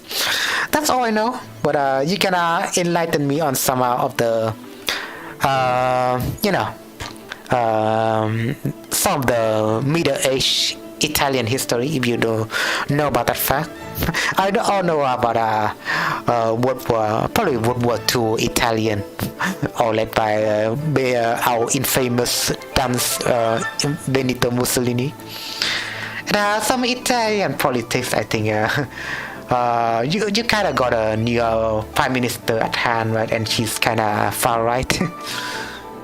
So she's kind of anti-immigrant, but pretty hip with the youth and stuff like that. She plays she watch anime and stuff like that. That's all I know. But she's pretty hip with the youth. But she's pretty far right, you know. She used to be a Mussolini. She's like a Mussolini descendants, so to say. But I don't know how far right you are. But yeah, I don't know if you are interested in politics, politics that much. But I would digress from now. But do you know a lot of? Do you know about Middle East, Middle Age Italian history? You can let me know. Because we are playing a game that is really related to the Middle Age. I mean, not the Middle Age, but the what do you call it? You know, from the span of the Age of Discovery to the Age of Revolutionary. Mr. Dead Sniper. You know, in that Italian period. history is kind of boring. Well, except for the Roman Empire, of course. Yeah, I could see how that's boring because you're mostly a republic. Well, there's some small kingdoms here and there, but you know, you have the Serene Republic of Venice. Probably you are well busy making monies. You know, apart from World War One and World War Two, probably you have a more interesting history, but it's more like a loser kind of side. Well, I digress, but you know, the Romans, I think you can feel proud that you're Roman descendants, I feel like, right? For some people, at least, I think you can feel proud of being a Roman descendants and stuff like that. Well, I do know a little bit about Roman history.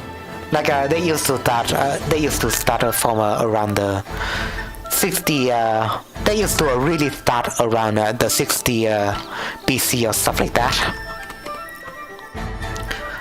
They used to be a small city-state, but a republic in Rome. So I think their terms will be around 1 or 2 years. Sorry. God damn it! I thought I would put there, but faction required 8, and I would like to. I need to spend some money. We'll wait a little bit on that. But yeah, the Roman, it's pretty interesting. I will share what I know though to you at least. So yeah, the Roman used to be a small city-state, and there are terms like 1 or 2 years and stuff like that, and you would have different Roman figures. One of them I know who is Claudius, but you know, you have a lot of names in there. But I don't really know that much about figures. I know about their history instead. So yeah, history, the Punic War. You know the Punic War, right? Do you know the Punic War, Death Sniper?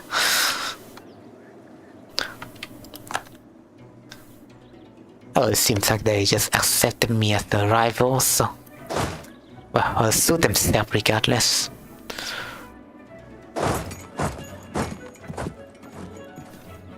But yeah, it seems like China. It seems like China in this game is not really that good of a force, I feel like. The Chinese in this game are really weak. They don't really stand a chance even against different horses and stuff like that.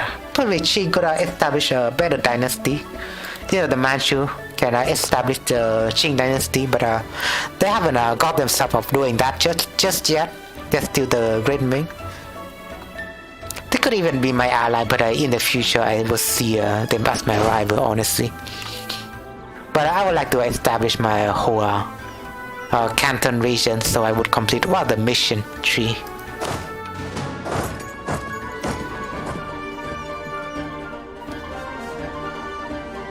Oh, I need to. The TTS lady is not catching you. Yes, I know about the Punic War. Yeah, the Punic War was interesting, right? The war between probably it was called the Punic War because you have many different nations join in, but from what I've seen, it's just mostly the war between the Roman and the Carthaginian. I don't know how to start a name for the most part, but the Carthaginian, yeah, the Carthaginian. There we go. Yeah, the war between them, but the Carthaginian were mostly located in Tunisia, and they're mostly the merchants empire, right? I don't know if they call themselves an empire or a kingdom. The Carthaginian Empire. I could imagine they would call themselves like that, but during the first year, during the first few years of the Roman Republic, they just expanded like around their smaller state, but after they expanded to the Sicilies, but they say the Carthaginian, and that's mostly what I know. The war between them is pretty hilarious, I would say. It's like they copy their tech, It's like the Carthaginian was having their navies, and the Romans have to copy their neighbor's navy, and they will steal some ship and design and put their thoughts into it a little bit, and because they have a strong military, like a strong land force, they would need to adopt their neighbors to be more land-based. So they invented the Corvus and stuff like that. If you don't know. But yeah, what else do you know about the Punic War, the sniper? I think it's really interesting to discuss that. I haven't even went going halfway through the Punic War, so to say. There was a lot of details there.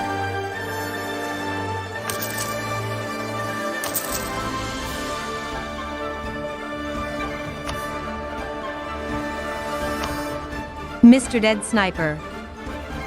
We copied like the Chinese, so to speak. Yeah, the Roman copy the Carthaginian navies like the Chinese copy other nations, Well, if you're saying the Chinese copy, Well, recently they just copy a lot, but they used to be an empire who invented a lot of things like gunpowder or paper. I mean, they still use it for sure, but they invented gunpowder like way in the past, like during the 10th century, but they don't really utilize it. And the European would copy from the Chinese instead. But apart from gunpowder, you also have different stuff that came from the Chinese, like the printing press. The Chinese used to not copy blatantly, but they will invent, but they wouldn't utilize their invention well, so to say. They used to invent a lot of sailing boats as well, but they don't really. They do really go colonizing, but they don't really establish they just influence culture. They are not really like an aggressive expansionist like how the Western countries did it. Although I have been streaming for 3 hours, I think, or at least not 3 hours yet, but we'll take a break. Probably we'll take a break. Probably we'll end the stream. I mean, for me, I wouldn't take a break. I think I don't need to take a break. I would just end the stream when I feel like it. But we'll go for 1 more hour. Probably we'll end the war before we take a break. Before we end the stream.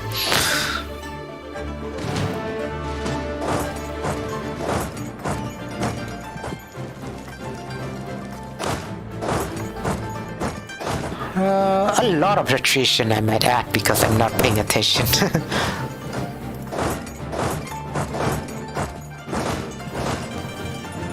It's a price you have to pay. But yeah, I think I will go into the Punic War. Oh god damn it. Have I just lost some money here and there? Where my money? I will need to take some debates again. So probably I will choose to lose 1 stability. I don't know. This seems negative for sure. But I will take some money, take some debased currency, like so. And I'll take this option. But yeah, some of the events I guess are annoying. Yeah, you don't have any choices. And I'm close to a 90 legitimacy. I just lose one stability then.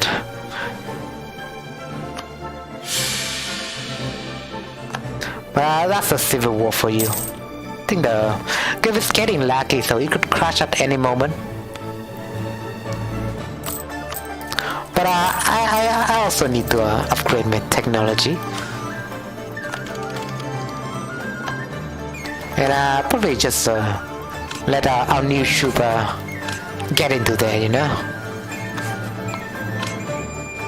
Asian cavalry, probably.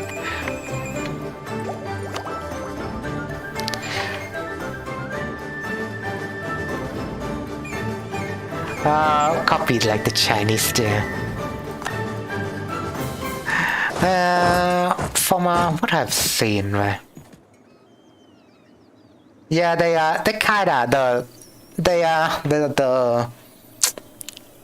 Carthaginian kinda Phil. asked Sparta for help. Our history was something good or bad. Yeah, you cannot say it's something bad for sure, Phil. It's something we learn from history, so we don't repeat our mistake. But I feel like you just give like a trick question or something, Phil. For me, it feels like it. But yeah, we always learn from history. And I was going through the Roman history a bit, so if you don't mind, the Carthaginian kind of borrowed the Spartans' help. They asked the Spartan for help, so not Leonidas, but Leonidas was from like the 200th century. But there was some guy saying that I mean, because the Carthaginian was having like elephants, so but they are not utilizing them well. So the Spartan general kind of put a little bit of sense to them and reform their troops a little bit, so the Carthaginians have some chance against the Roman. They were failing hard. But yeah, after that, I mean, it kind of escalated. But in the end, I mean, the Romans do have ambition. I mean, against all odds, right? The Romans do have ambitions. Do have conquering ambitions, so to say. Mr. Dead Sniper. I wish I could go back in time and witness Italy in the medieval ages or early modern times. Yeah, in the Middle Age, you know, in Venice, right? Venice was like a really beautiful city. It's like an Iceland city. I mean, it's still an Iceland city for now, right? But in the current timeline. But yeah, Venice in the Middle Age was a city to behold of. And you know how free market you guys was be, right? How free markets you guys were. And you have different states and stuff like that. And apart from that, I think politics now, they kind of got shaped like how the country got separated into two different regions, like north and south. I mean, it's pretty funny to me as a Vietnamese, because our country also separated into two different regions, like north and south as well. This border is a bit of an exaggeration, by the way, but you know, we separated our region because we do have like a long borders and stuff like that. We separate our region into north and south regions.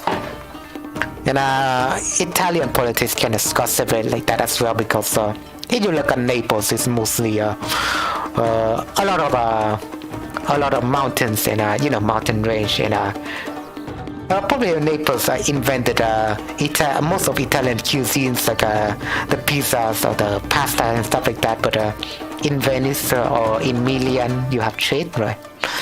So it's like different policies with two different regions. in Naples you used to have a monarchy instead, but in Venice you have like a republic, or in Milan you have a republic as well, if I recall. Is it true, Mr. The Sniper? Please let me know about those ancient times. I don't know a bit more about the Punic Wars there, but I guess I mostly explain all the things.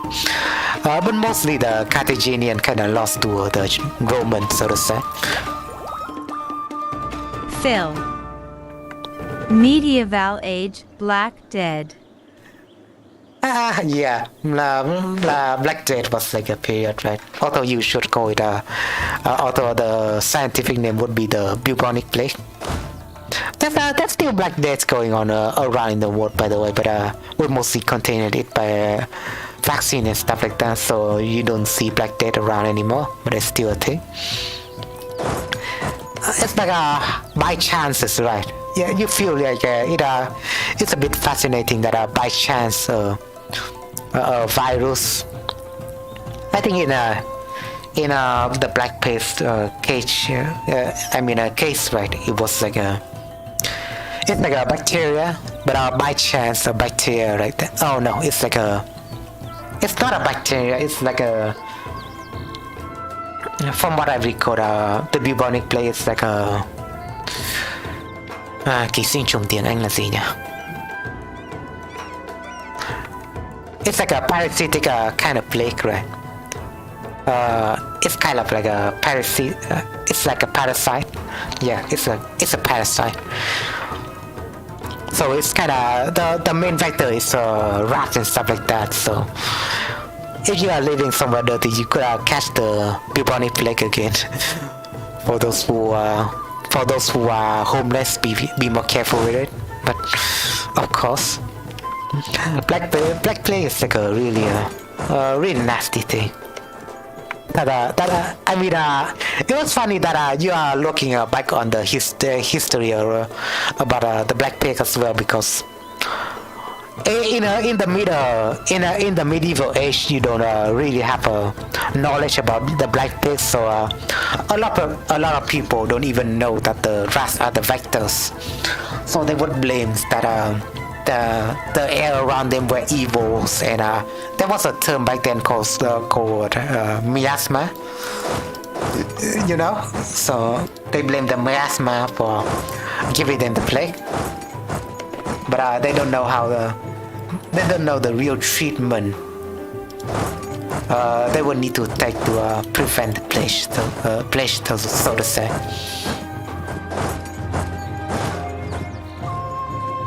Mr. Dead Sniper. There we go. And see heard that on South America there was a small stone sculpture discovered, and it was thought it was made by the Romans, but I don't know if it is true or not, but I mostly doubt it. South America. Really? I think that would be interesting to I cannot believe it for sure. I don't know, what do you think, the Sniper, but I cannot believe that there was some sort of a sculpture like that, or the Romans would get into South America, but it feels rather peculiar, right? I mean, for what we know about the Roman, they are pretty expansionist, but I mean, in that day's technology, I don't think you can go to a specific place like South America, for example, right? You know, during the Viking Age, they also colonized. Probably the evidence of colonization of Vinland was pretty high, and probably they did colonize the Vinland. You can see, it's historical as well. Oh damn it! How can I move this guy? Oh yeah. Just thought I was being stoned. Sorry. But yeah, I cannot believe it. That's the case, Mr. The Sniper. How can they get to South America? Like where else in South America? You know, in the I cannot imagine if it's like in La Plata or something. But it could be Brazil, it could be Ecuador, or it could be Colombia. But people haven't discovered places like Colombia and until Columbus, stuff like that. So I don't know how. I mean, over time, I mean, if you cannot recall, there was like a burning of the Pantheon library, if I recall right. There was a library in Mr. Dead Greece. Sniper. It would be interesting to think about if the Romans discovered America. I think it would be unlikely, but I digress. You know, the Scandinavian, I mean the Norwegian, they discovered Vinland, right? But I mean it did take them a lot because they need to discover Iceland and establish themselves there first. But you know, back in the days you wouldn't have a sturdy boat to because if you look at the Punic War, right, you see that the Romans sunk their fleet multiple times in the Mediterranean. So what chances are there to discover America by those flimsy ships, you know? What chances are there discovering America? Because if you look at the Punic War, they sunk their fleet all the time. So I have a hard time believing that, you know? But it's interesting, but I think it's mostly a hoax. Unfortunately, you know. How else would they discover America? I mean, the chance that they discovered America is like the chances that in this year we would find alien or something.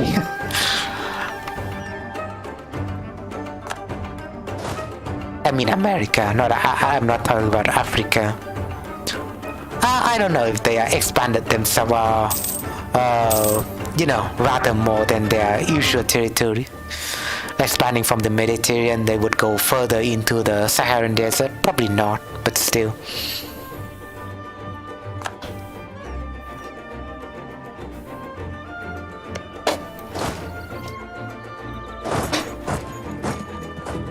But yeah, Romans in South America, like give me a break, right? Although I've wondered about the America as a name, right? Who came up with it? Like, what's the origin of the names America?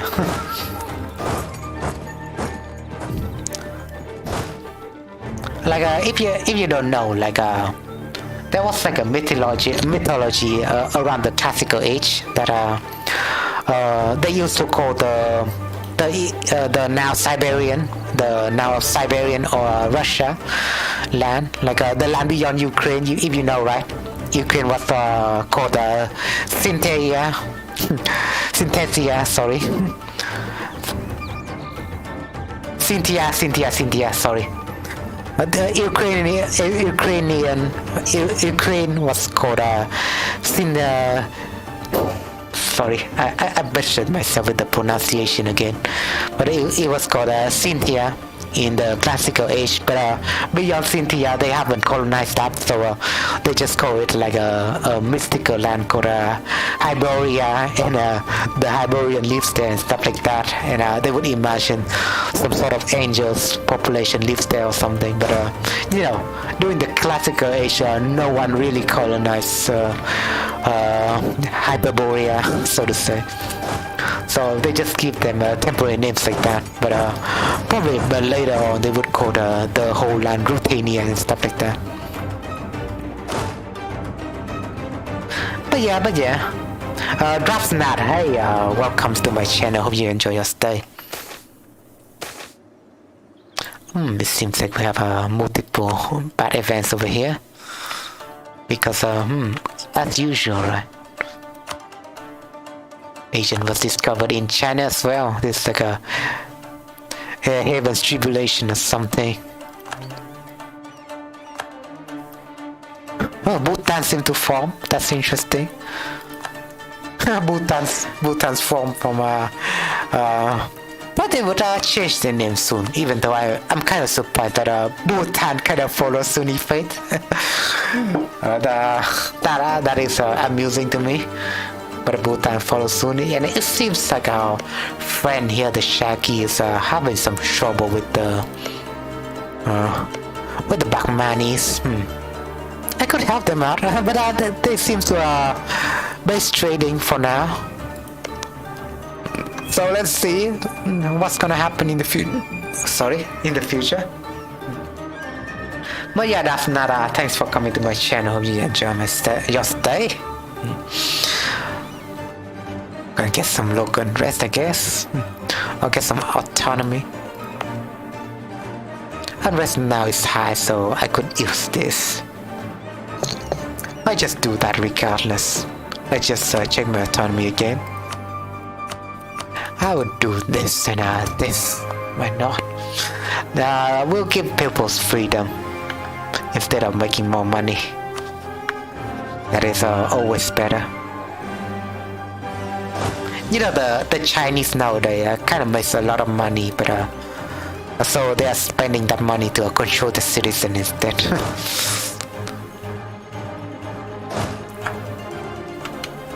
No offense to the Chinese government, but I'm just telling the truth.